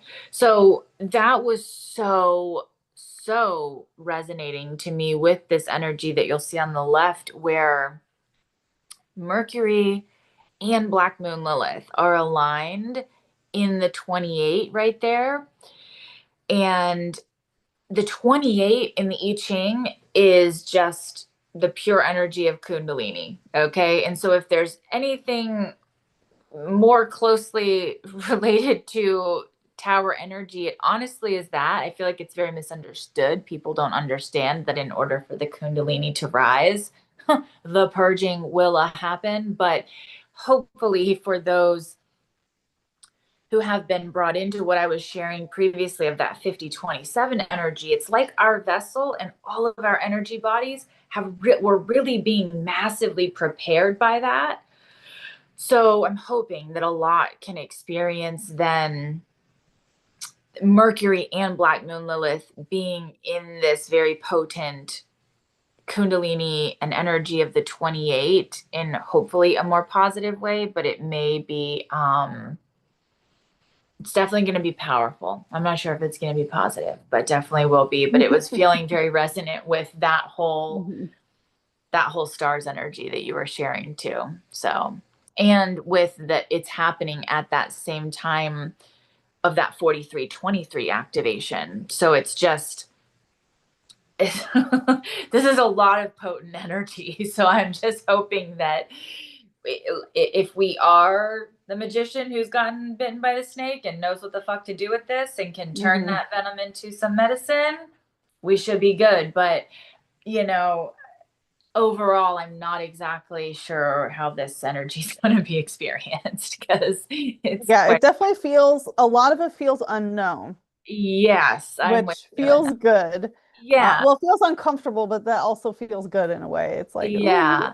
But yeah, because that's the quantum realm right there, Yeah, man. Like that's exactly. yeah, full of possibilities and who Mhm. knows what the fuck will happen. But okay, that's all I have to say about Mercury. Okay. And yeah, I think Mercury moving through that area of the sky as well, there's a lot of when it comes to Mercury's ability to receive information and channel and communicate. It's not just how you're communicating with the multiverse, it's also how the multiverse and your universe is communicating back to you. So there can be a lot of psychic activations at that time as well, especially the 6th through 9th, where it's activating Antares. You can expect a lot of psychic things if you're in that point in your life, I should say. Hmm. Yeah. Um, but moving to Venus. So we have Venus that is starting in the Libra Scorpius void here at the beginning of the month. It moves into Scorpius, activating Graphias around the 2nd and 3rd when it's peaking. And Graphias, again, is a crown chakra star. So you can expect some crown chakra recalibrations at this time through the lens of Venus. The shadow side of that star, again, is holding a heart of anger or mercilessness. So it's a great time to bring in some of that Venusian grace at that time if you can. It activates Omega Ophiuchi next around the 7th, 8th, 9th, and aligns with Antares on the 9th. I'm sorry, on the 8th. And Omega Ophiuchus's shadow is frustration, fear of going forward with your feelings, of vulnerability, of taking life too seriously. So, with the Venus activation there, it really gives us an opportunity to heal all of those with love and compassion for ourselves. And then with the Antares alignment, again, there's major heart chakra shifts through the Emerald Ray activations. And again, it's an anti-action star. So it's a great time to go within in terms of, through the Venusian lens to give yourself that love and so on. We also have, which I haven't talked about, but I like to talk about with Venus, on the 12th, we have Venus aligning with the Great Attractor, which is somewhere between Norma and the Triangulum over here. So it's somewhere over here. I don't think it's highlighted. Um, but during that time, it's a great day for like manifesting if you want. The key to working with the Great Attractor is whatever the thing that you've been avoiding, do it, and then you will attract what you want. So the great attractor can literally distort space to make things happen. So it's not timeline shifting, it's space distortion in terms of the universal time matrix. So, we have a lot about timeline solidification and so on and collapsing, but the great attractor does the space aspect of it. So, yeah, really, really great day to work with Venus in terms of manifesting. Then we have Venus again moving through this window, which we talked a little bit with the new moon. So it will be going through that corridor of the magician who has been serpent bitten. And so yeah, I feel like I've talked about that enough. And then it moves going into the Sagittarius area, and it will activate the Lagoon Nebula and the Typhid Nebula, which is also not highlighted here, but um, it will be activating both of those like 22nd to 23rd.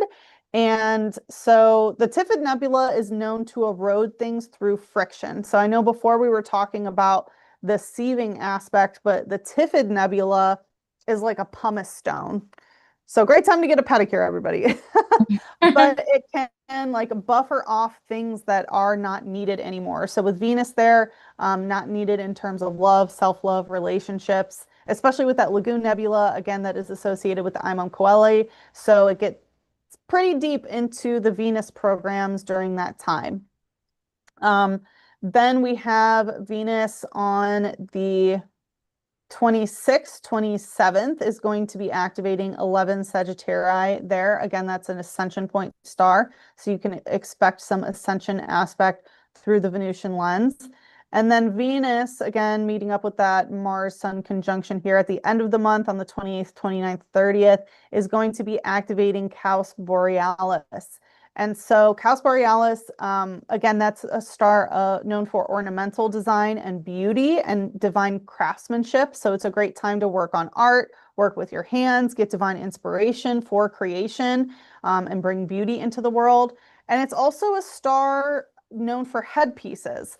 So in terms of Venus there, which is, naturally about beauty and things like that, you may want to notice any sort of like bows or headbands or turbans or so on that might have messages like through headpieces that you observe at that time. Like for me, I use feathermancy. So if you see like a hat with a feather, it's probably a message from Venus at this time. And I know we have a little less than 15 minutes here. Are there some charts that you want me to pull up for Yeah. Venus? Yeah, just pull up one in the Okay. name of time. So pull up the week of 12/11 to 12/16, and then I'll just say a couple other things about Venus, but Okay. we don't have to look at the charts. Okay. Um, so once you get that pulled up, but while you're doing it, did you say that that Venus alignment with the great attractor was on the 11th? On the 11th, Or no, on it's on the 12th.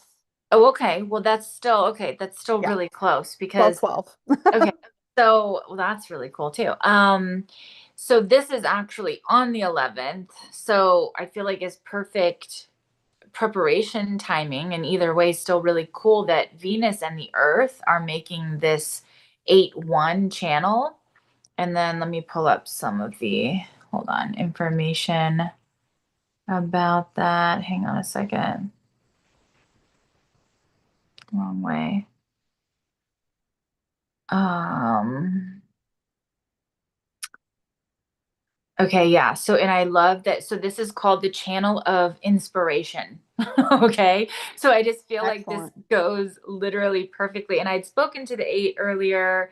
And then, we've had a lot of the one information in here too, because the one and the two were being activated at the same time from the sun and the earth. So, um, this is a lot of what Sachi spoke to in that exact alignment too with the great attractor, where it really is like bringing us deep within in our own inner union to help us create and contribute or contribute from that place and from a place of union, but and with having that true like sheer creative power. So I feel like that's a really really cool alignment, and very resonant with everything that I was looking at as well. And then the only other, hang on a second, let me pull up my other note here.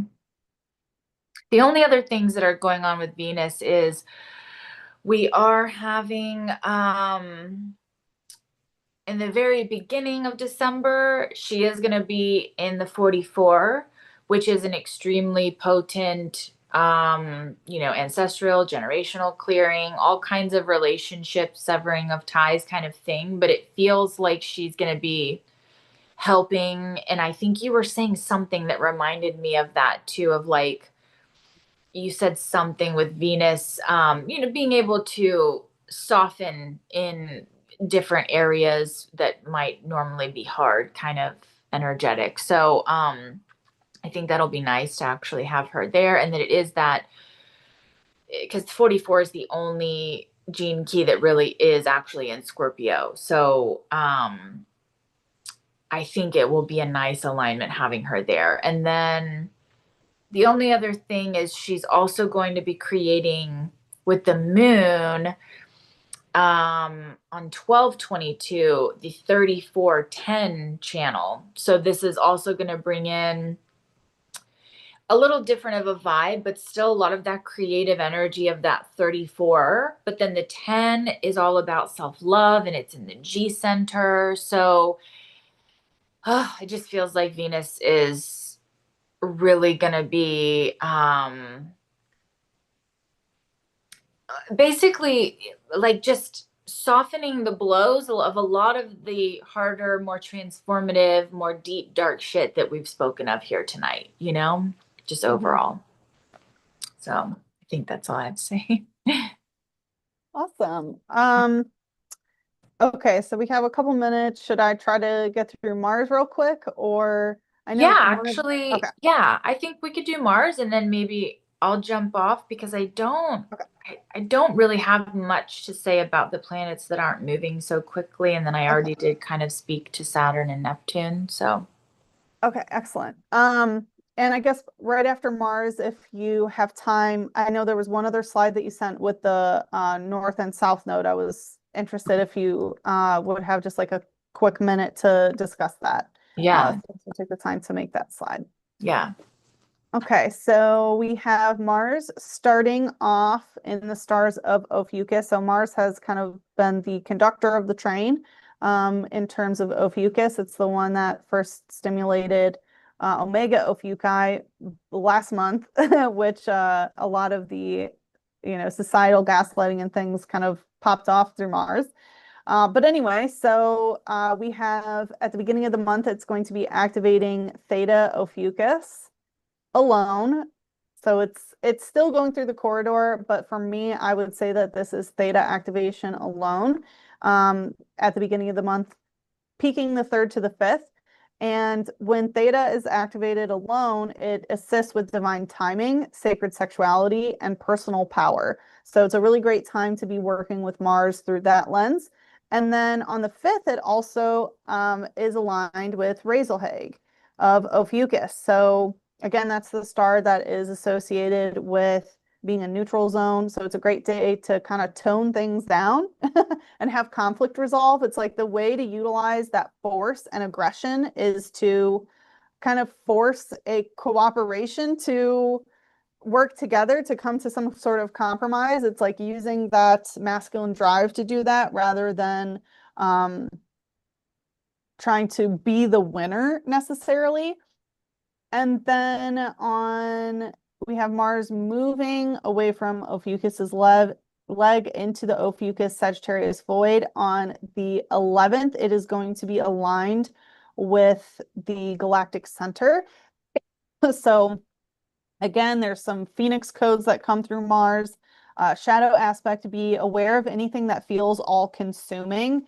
Like if something is consuming your energy and you feel like your entire universe is revolving around it, that means an imbalanced Mars. So usually if it's consuming, it can be like obsession, but it can also be anger, or feeling overly aggressive. So just be very careful about that. It will be going through the Lagoon Nebula here on the starting 15th, peaking 16th, and into the 17th. Again, that is the point that is associated with the Imon Coeli. And something that I didn't mention about the Lagoon Nebula is that it's known for blurring clarity. I probably should have mm, mentioned that before, but it is known for blurring clarity. So taking action at this time through, because it's Mars can kind of be like a shot in the dark. mm, So I would say on this day, it's good to not make any super bold moves during this time. And that kind of ties into a lot of the other transits of like, make sure don't just go to go, make sure you're going in the right direction. There's a lot of timelines that are being purposely collapsed for your betterment. So if something feels, especially Mars, if something feels like a pressuring matter, like someone's trying to pressure you to make a choice or something around this day, really take a step back because, yeah, you don't want the shot in the dark. So then we have Mars that is going to be activating 11 Sagittarii here on the 18th. And even into the 19th. Again, that's an ascension point star. So there's some yang polarity ascension or yang polarity ascension energy that is coming through Mars on that day. And then it is going to be activating Caus Borealis around 22nd, peaking 23rd, 24th. Um, towards the end of the month. And something else about this star, it's really good at keeping heat and energy contained. So since Mars is, fiery and very energetically motivated, it may be a time to sort of conserve your energy since it's about keeping energy contained. Obviously, this is around Christmas Eve and Christmas Day. So that kind of brings another layer into kind of what is happening. But I believe that I mentioned this before, but it's also connected to the crown chakra. And this star specifically is known to having to defend its crown in some way. So with Mars there, that may be a theme as well. I know a lot of people around the holidays, family members, whatever, who gets to put the star on top or, that kind of thing, or even family debates and things like that. So there may be situations that arise where you have to defend your crown. And then we do have Mars making contact with Nuki as the first star doing that at the end of the month. 30th is going to be activating the 30th and 31st. And I don't think, yeah, we haven't talked about Nuki because Mars is the first touching it. Nuki is known for like a large amount of energy, like bursts of large amounts of energy, and situations where you need to use a lot of energy for a particular time period or for a specific task, but the energy is unsustainable. So it's not meant to be a pace star by any means. It's a star that helps you understand there are certain tasks where you do have to exert a lot of energy and force, but it's not something that you can do long term whatsoever. So since Mars is there, it's important that you understand whatever is happening at this time as a short spurt. There is a lot more about the star, but we'll get into that next month as other planets start to activate it.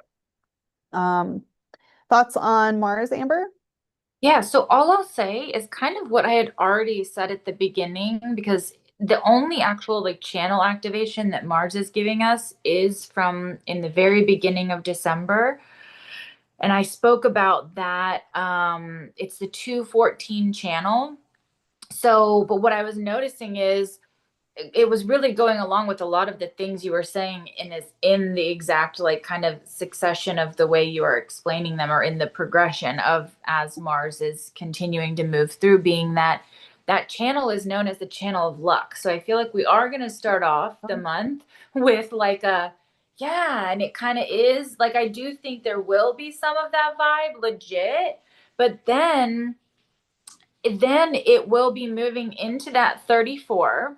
And then remember, a lot of those kind of differing messages we were getting from both of them, the moon, what's happening with the moon, the 34 is that one of sheer power. But I feel like that was kind of, we're gonna like have to watch ourselves, being that Mars is in the fucking code of sheer power. So like Mhm.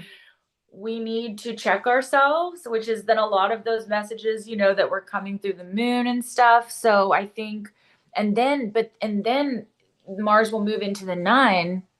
And a lot of what that nine is about, like there's a specific line in the I Ching that says, there is power in passivity. So I feel like then Mars is going to be like kind of maybe showing us how to wield some power in action, but maybe not in the more orthodox ways, by being a bit more passive. And then it will eventually move into the five, which was that one that was at one point in time I had spoken of. It's a lot about just being in the cycles of nature, a lot of like being in organic flow. So I feel like Mars is definitely going to take us on a bit of a journey where it's just like how I explained, like we're going to start off strong and be like, yeah, we got this. And then it's going to be like checking all of us in all the ways of like, you know, yeah, just all kinds of ways. And then I think it's going to show us how to be a little bit more passively powerful, and then how to really connect that in with patience, and instead of impatience. So that's all I have to say about that. Beautiful, beautiful. Yeah. I know we're at 9:30. Do you want to talk a little bit about the nodes, or are you ready to go? Yeah, no, that's cool. I can talk about them and then I'll go if that's cool Okay. with you. Yep, Okay. that totally works. Thank you for staying a couple minutes Oh yeah. uh, later so that you can talk about this. No, thank you for helping with Mhm. time because time definitely gets away with me as well. Yeah. Yes, There's just so much information. It's so hard. I really tried to go as yes, fast as I could. And it's funny yay. because the last like thing that you said is about patience, Yeah, rather than impatience. And I was like, okay, I need to be a little bit more patient with the information. right. Uh, Right. Well, and I it's know like it's like, yeah, I'm you the same can't condense way. everything. No, I'm the same way. I can talk for Mhm. days and days. That's why I have a podcast, just because Yeah. so that I don't annoy all the people that don't want to hear me talking. So then they have a choice if they want to hear me Yeah. talk for days. um, so, okay. So this is a pretty big deal in this time. Obviously, there's way more to this than I'll be able to go on about. And also, when the nodes are shifting, there's a lot that none of us can really totally feel or see, right? Until we're in this, until they're here for longer. But I do love that the way that I view things in the sky, like we've already begun this nodal journey in Aquarius, in Leo, with North Node being in Aquarius, South Node being in Leo. And so we've already been in the first or second, I'm not sure in this moment, codes of that beginning. And then the 7 and the 13, clearly, just even in the numerology of them, are very powerful codes, right? So in the I Ching, it is a little different what they bring in. And I actually kind of love that. I was trying to really sink into this in the way of strictly the I Ching and what this means for us kind of collectively as they shift. Mhm. But overall, to me, obviously the 13 is a huge gateway energy and to me is very much like the energy of a fucus. So I love that we're shifting in that way in this time in the actual as we're beginning a fucus season. um and then the 7 to me is actually I do feel it very much in that more orthodox numerology way, meaning it is definitely very spiritual, but I feel it so scientific as well. And I feel like it brings in this really good vibe of melding both of those worlds. So in the I Ching, it's quite different, though. You'll see from what it's entitled, the 7 is the army. And then Very interesting. I know, right? Hmm. And then the for the 13, it has this kind of also collective vibe too, where in the I Ching, 13 is called fellowship and also people in the home. Okay. So I'll speak first to the 13, meaning I it makes sense to me. It's a little hard for me to express or explain, but it's like the 13 is a gateway in all kinds of ways, right? But what it really is doing is it is bringing together all kinds of shit. When we're speaking to the 13, let's say like in an ascension macro gateway kind of way, like it's it's pulling together all of the pieces. It's weaving everything. It also is very, very much a divine feminine code. The seven's very much a divine masculine code. So yes, the harmony comes, right? But normally at first, it's not very harmonious. So to be bringing together many different people and energies, yes, the point is harmony, but normally it's not experienced as such in the beginning.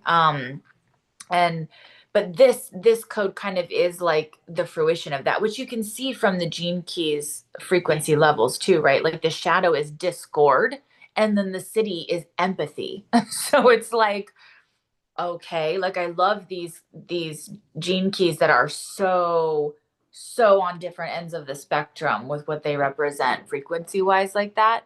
But then I Hmm. love that the gift is discernment, right? Because how else then can we gain that true discernment if not being forced to respect many different identities, to be um just basically in this group kind of energetic where no, at first we're probably not going to understand all sides of everything.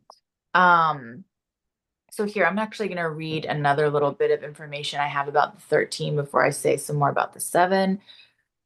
So with the 13, it says there is strength and energy in alliance, find like-minded others. People in harmony can commit themselves further, take greater risks, and enter new territories. Once there is agreement, follow the vision tenaciously with the constancy of a noble one.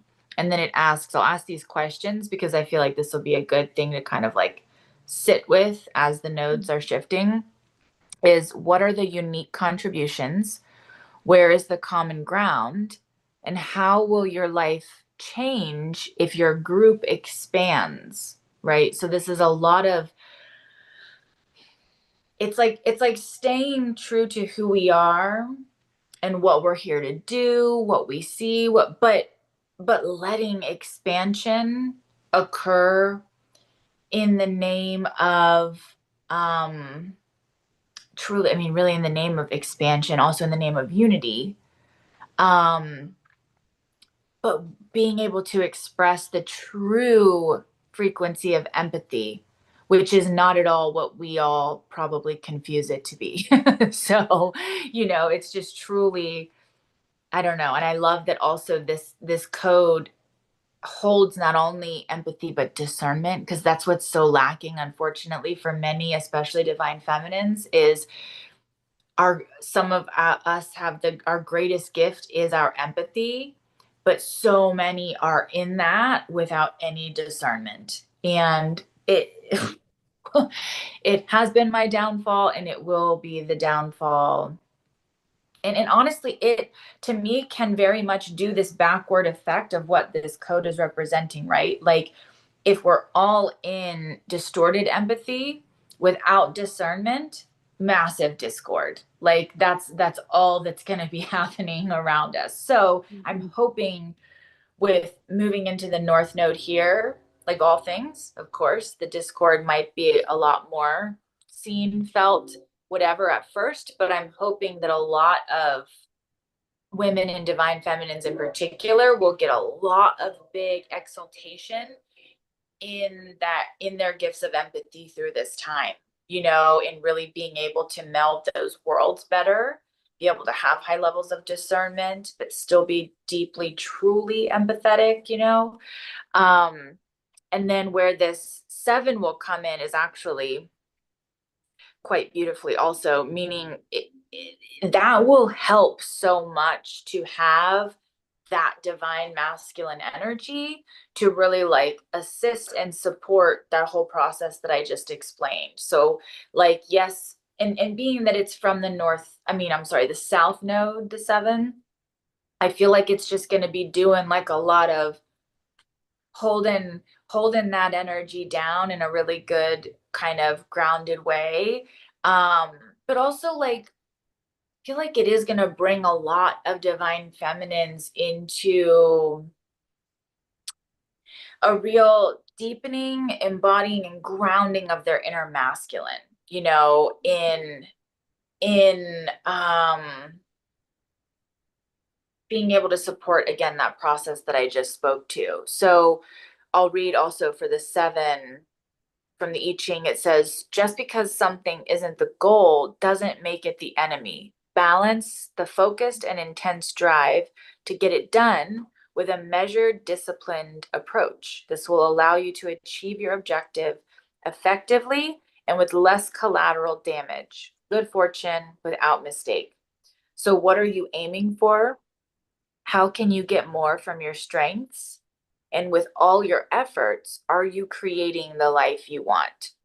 So also that whole energy is kind of, it's feeling very resonant with everything that we went over tonight too. You know what I'm saying? Like it feels very like this divine masculine kind of anchor that we're going to be kind of shifting into in that south node energy to keep us moving where we need to move, but with higher levels of discernment, right?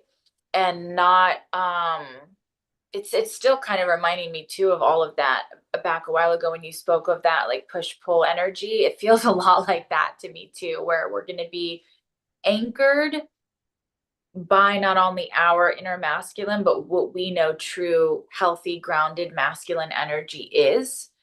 And while we are moving deeper and further into true empathy while also gaining higher levels of discernment in that process. So, Yeah, that's really beautiful. And it's definitely a juxtaposition of Gene Key 7 having the army there, which is kind of like, a very offensive type force versus Gene Key 13. When you were reading from the I Ching, it was talking about, collaborative efforts and what each person uniquely brings and what happens if the group expands. So it's a very, very interesting energy. For me personally, I feel like with Gene Key 7, the aspects of like your ambitions are too scattered mm. energy. I'm definitely feeling like needing grounding in terms of that, especially as a manifesting generator. I'm like, okay, this, just kind of Yeah. doing all the things. Yes. Um, Well, so yeah, I'm because really hoping that that will help me yeah, out for well, and it speaks to the whole also. So it's like I think you will experience a lot of grounding in that too, meaning like it's speaking to that army, also not necessarily it's us, it's the whole self. So I think you will probably experience in that shift, what's the word I'm looking for? A good like, gosh, what's the hold on, there's a word that's right there, like congruence, that congruence of all of your working parts and pieces, um really really becoming whole in a different kind of embodied way, and maybe in a way that you can actually really like use them. hmm So I love too that line at the top 4-7 where it says the stream within the earth flows strongly because the earth accepts and absorbs all the water that falls on it. So to me, it kind of, it like actually, then that shows you how beautifully it goes with the 13, like they both are they're a lot like the 1 and the 2 in the ways of being like so masculine and so feminine. But when we have codes that are like a lot more polarized in that way, you really truly cannot activate one without the other. That's how all the programming partners work, period. But I find the ones that are more extreme in that spectrum are like really, really powerful in that way. Like when you ignite anything in the 7, or the 7 is being activated or ignited in you, it's like you will just automatically get that activation and then back and forth of that opposing code that joins with it. hmm So That is so beautiful. it is. Okay, Eh, I think I'm gonna run now. All right. Well, thank you It's so been much for joining us again, Amber. Thanks yeah, for staying a little bit later to you're discuss the good. nodes, which I think is a really great um, there was some really great energy that you shared here. So thank you again. For all the listeners and people who are watching the replay, make sure you give Amber a follow on Celestial Healing 444 and True Sky Human Design on Instagram. Again, you can find all of her links and bookings in the description box below. So make sure you show your support and give her a follow. And again, thank you so much, Amber, for joining us. Everyone, you can stay tuned. I will be going through Jupiter and beyond after Amber leaves. Okay, thank you so much. Thank you for having me again. It was awesome. Absolutely. My pleasure. Okay, bye. Bye bye. All righty. Everyone's still in the chat. What's up? All right.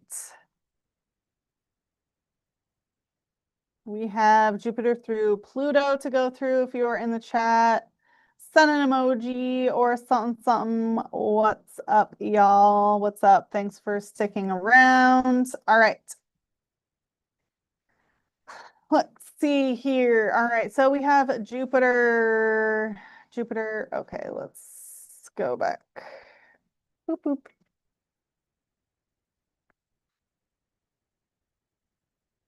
All right. Shouldn't be too much longer because the outer planets, as y'all know, do not move that much. So Jupiter here we have It is retrograding all month. So it's been activating Alkercab for quite some time, and it is retrograding towards Wazat. So Alkercab and Wazat, you can find more information on the past two transit episodes if you would like. Um, Alkercab is, I mentioned, a miracle star. So if you want to materialize some miracles through Jupiter, I recommend that you go check out one of the past episodes to work with that. Wazat is a star of grid work. So you may be traveling during the end of the month into January, especially as Jupiter continues to retrograde. We'll see that energy more and more.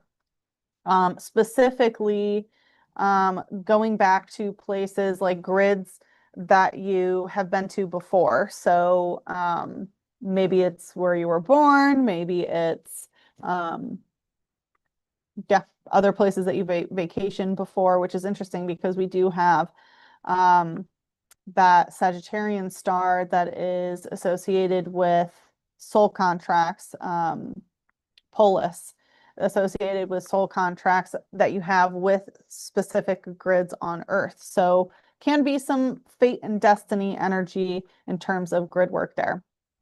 The only other thing I want to mention here is on the 12th, Jupiter is exact in alignment with Pollux of Gemini.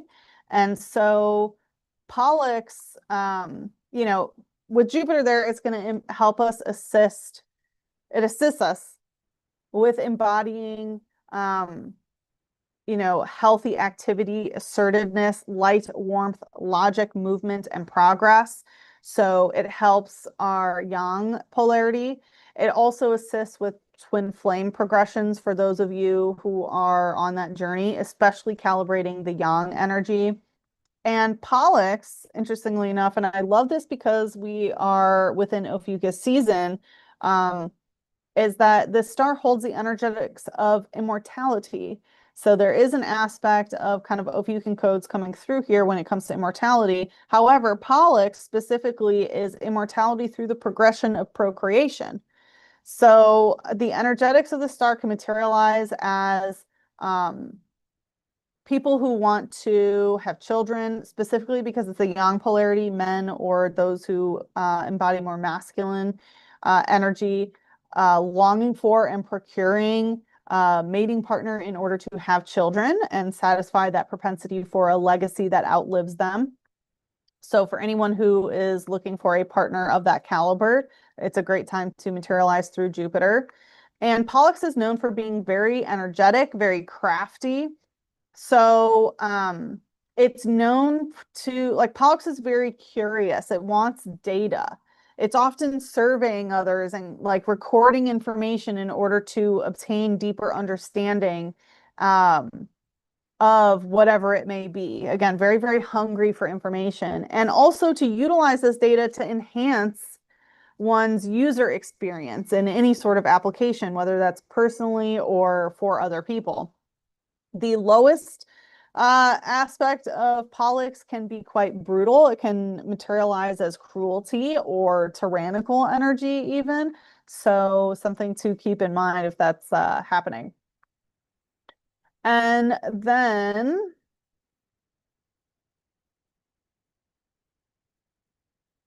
we have Chiron, not doing much, still within Pisces, of course, and it's retrograding as well. So the retrograde in Pisces began on July 30th of calendar year 2025, and it's going to continue until January 2nd of our next calendar year 2026. So as you see, it's continuing its retrograde all month, not moving a whole bunch. But as we're ending Chiron retrograde and moving into Chiron direct once we go into January, it's really important that like Chiron retrograde can sometimes help us reassess different things that need healing or need attention, need any sort of reconnecting. So as Chiron is ending its retrograde, we may find that, maybe we've been thinking, oh, like what do I need to heal? What do I need to focus on? Yada yada, in order to sort of bridge the gap through Chiron timeline stuff.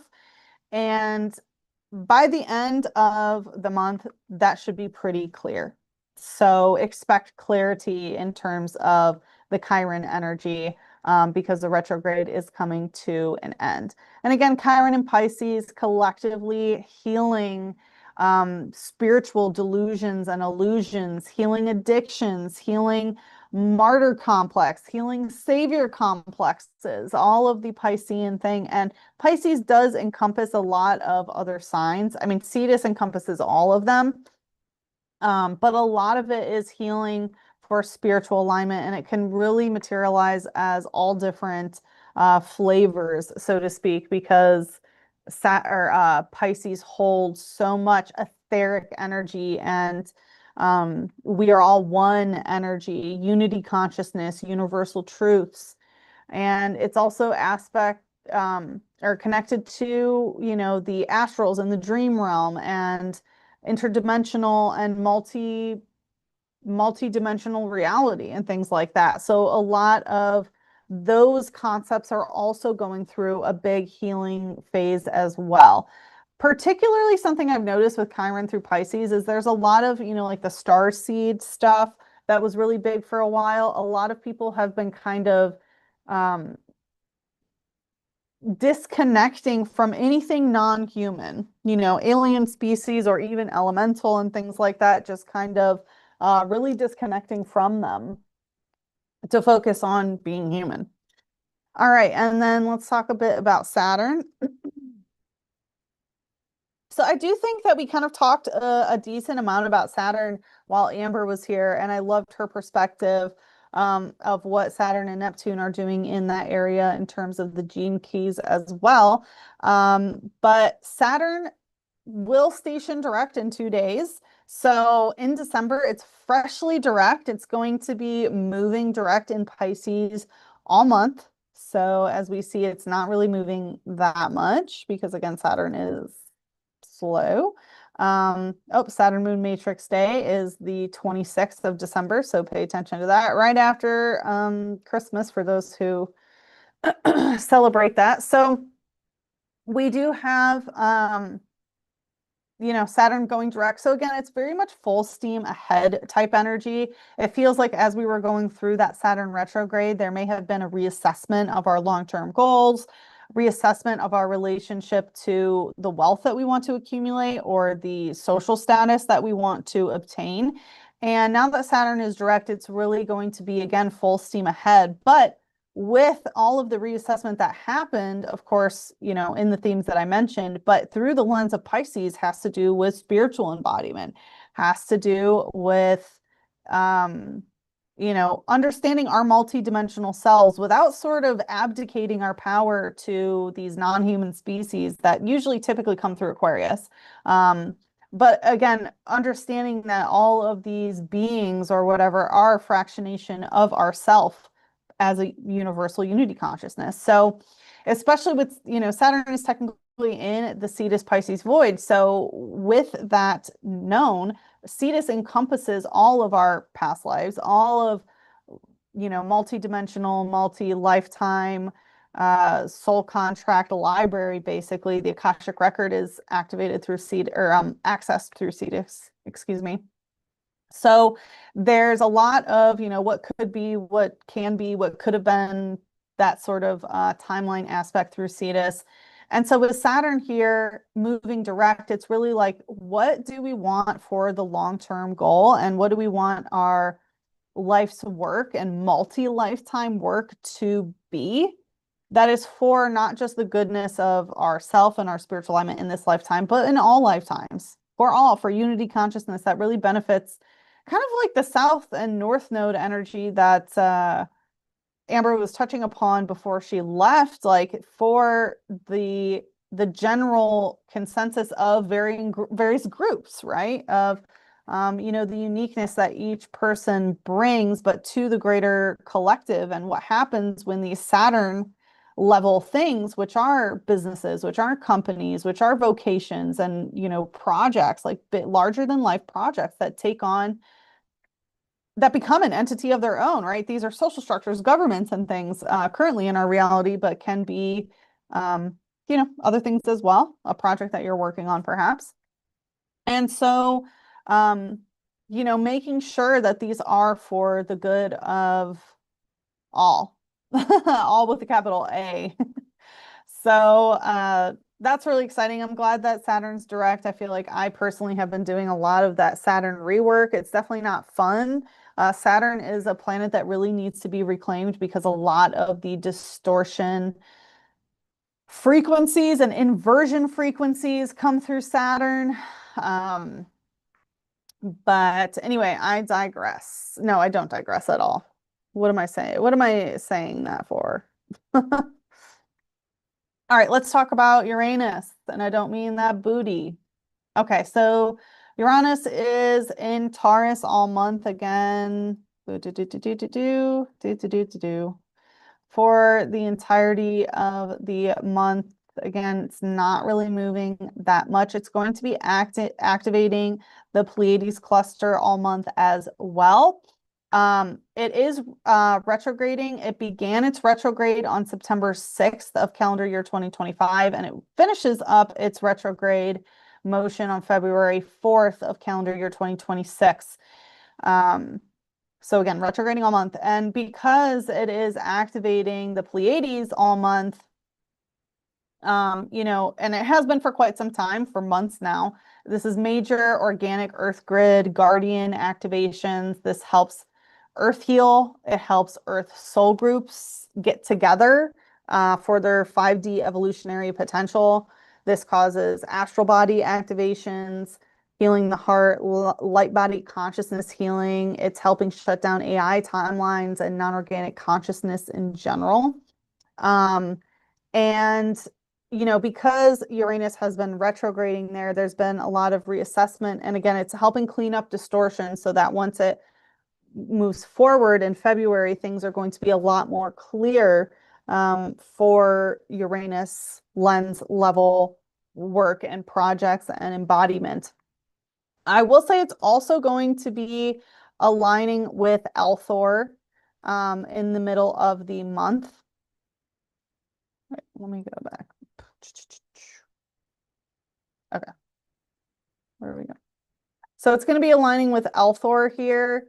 And Althor is interesting for Uranus because it holds the code, Althor, the star, that the more you connect to nature and align with natural law, the more money and material resources that you will access and keep and multiply. Because when your finances start following natural laws of abundance, you will always have more than what you need. You're always being provided for, and it's always replicating. So it's very interesting because Uranus is not necessarily it's the revolutionary, it's the humanitarian, it's not necessarily finance based, except I guess in the lens of our current reality through science, technology, engineering, mathematics. A lot of those, well, I guess maybe a little bit less math, but a lot of it, the fiscal sector, right? The fiscal aspect of our world can kind of hone in on those sectors, but it feels like a lot of groups are going to be getting these activations so that they understand it. The more that they align with natural law, the more monetary power, financial power, and material wealth that they will obtain. And so, even considering like science, technology, and engineering, a lot of these inventions and modalities that can be seen in our current world go against a natural law. They do not align with natural law. So we'll be seeing those continue to shut down, and we will be seeing those who are aligning with natural law are going to be the most abundant. Also, Althor, the diamond dragon lineages come from here as well. So for those of you who work with the elementals, notice any sort of diamond dragon energy that may be coming around this time. And if you're interested in working with a diamond dragon, you can summon one from Althor. And then We kind of already talked about Neptune a little bit as well, but I will discuss a little bit about it. So Neptune, again, not really moving the month. It is retrograding and has been retrograding since the 4th of July. As you can see, Saturn moving direct, going closer to it. But Neptune actually stations direct on the 10th. So Neptune is ending its retrograde motion I want to say this month because it's December transits, but in December, I should say, calendar year December 2025. And so it's going to be going direct. And again, a lot of the reassessment, rework stuff of retrogrades is going to help bring clarity about what we need on Neptunian levels. So during that Neptune retrograde, which was quite a stint, right, July to December, there was a lot of information that came through on a personal and collective level of what is stopping us from spiritually aligning, what is stopping us from unity consciousness, what is stopping us from, accessing multidimensional understanding and understanding even the esoteric and mystical aspect of Pisces as well. Again, Pisces is also very psychic, so there can be some aspects of what is clogging up your channels, what is stopping you from understanding, remembering, or decoding your dreams, practical things like that. So with Neptune moving direct here in December, we will have more clarity on what we need to do in order to keep our psychic channels clear, to understand our ZZZ dreams, right? And to also get into spiritual alignment and access multidimensional reality to its highest potential. All of the wonderful things of Pisces and Neptune that they bring together. Because remember, Neptune is that home in Pisces there. And then we have Pluto, of course, personally my favorite. As y'all know, I'm a Pluto level worker, so Pluto's my BFF. Cue Bjork's Pluto song. Just so jarring, but so accurate. So Pluto again is in the Sagittarius Capricornus void here, has been for quite some time. And yep, is just there. There's not really much going on except we have a major event happening, and it's oops. Okay, hi Julian calendar. Interesting. Ugh, Gregorian. But folks, let me know what you think, but I really want to recreate the entire calendar system altogether. I know it was mentioned already that uh and I was sharing that my energy and all the projects that I'm doing are kind of like a bit scattered. I'm working on so many things because there's so many things that I want to accomplish, and I'm not sure which deserves it first and things like that. But recoding the entire calendar system is on my to-do list for my lifetime. Okay, so hold me accountable to that one, y'all. It's time to really, really change up what kind of everything about our world. Anyway. Pluto is aligning with Altair on the 11th. Yes, that's right. You heard it right. Altair again. For those of you who tuned into the special topic episode of season 1 called The True Pluto Return of the United States of America, then you know exactly what this means. Altair is the true Pluto return star of the United States of America. Pluto is going to be in exact alignment with Altair on December 11th. That means America is going through yet another Pluto return. It's going to be big. Going to be big. So obviously, Altair is connected to Scorpius through the eagle emanation and mastering the themes when it comes to, eagle spirit. So with Pluto activating Altair, aligned with Altair, it stimulates this unyielding confidence, increased ambition, but also mischief. So Altair is associated with, again, the high vibe aspect of eagle spirit. So things like detective, investigative journalists, info hunters, and things like that. But it's also connected to endeavors like treaties or contracts that can sometimes have backdoor agendas. especially to waste time or give the illusion of cooperation while actually progressing nefarious agendas. Altair is connected to 9/11 timelines, institutions of false reality timelines, surveillance state agendas, and so on. So with Pluto here, Pluto has been helping shut down the surveillance state, shut down timelines of authoritarian control systems.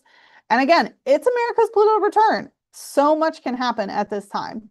And we may see things pop off and cultivate and kind of come to a head on the 11th. Although remember, Pluto's extremeness, even though we talked about Pluto aligning with Rostaban on the day 9/11 happened, which can be, right, that's a very extreme tower moment energy that it holds. But Pluto's energy is, while extreme at times, it's kind of like boiling, kind of like making a broth, right? Putting like bones and herbs into it. And it really changes over time. And right now we're seeing where Pluto is. It's that link between Sagittarius and Capricornus. So we are just leaving the ends of change, right? The transformation that happened in the Sagittarian sector. Travel, huge change, right? We had literal global restricted travel for the first time in recorded history. Global governance happening in that way. We had the academic system completely change. Philosophies, belief systems, ontologies. There were so many things that changed while Pluto was moving through Sagittarius. And we have not yet even begun to see Pluto in Capricornus. It hasn't even touched Capricornus stars. Not for over 400 years. So we will see the crumbling of Capricornus systems. That is governments, that is social structures, all of that. Work as we know it, occupations as we know it, social stratification as we know it. So, lock in, prepare for it. Again, there's still multiple years to prepare. But with Pluto aligning with Altair this month, it can definitely be a huge shift specifically for the United States of America. So if that's even what it truly is anymore. I heard that they filed something and they became a different, they filed corporate status for the government. So technically, I think it's just called America Incorporated or something like that. I don't know. It's a whole, I almost said wormhole to go down, but I think that's probably pretty accurate. It's a wormhole, not a rabbit hole. But that is all I'm going to share today. Thank you everyone for tuning in. And thank you for watching. I'm going to share some information about the next episode, too. So you're going to get a little extra special surprise in December, everybody. I hope you're clapping. All right, let me pull these up.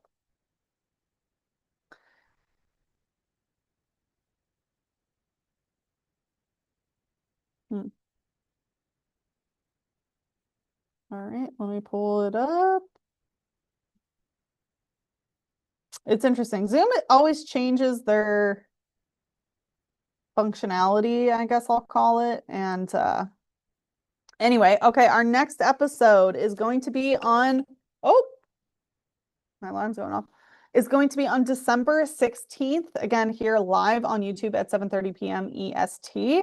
It is a special topic episode called Cosmic Embodiment. It is going to be featuring Sonia and True Star Art. So she is a true sky astrologist, and she is also a true sky human design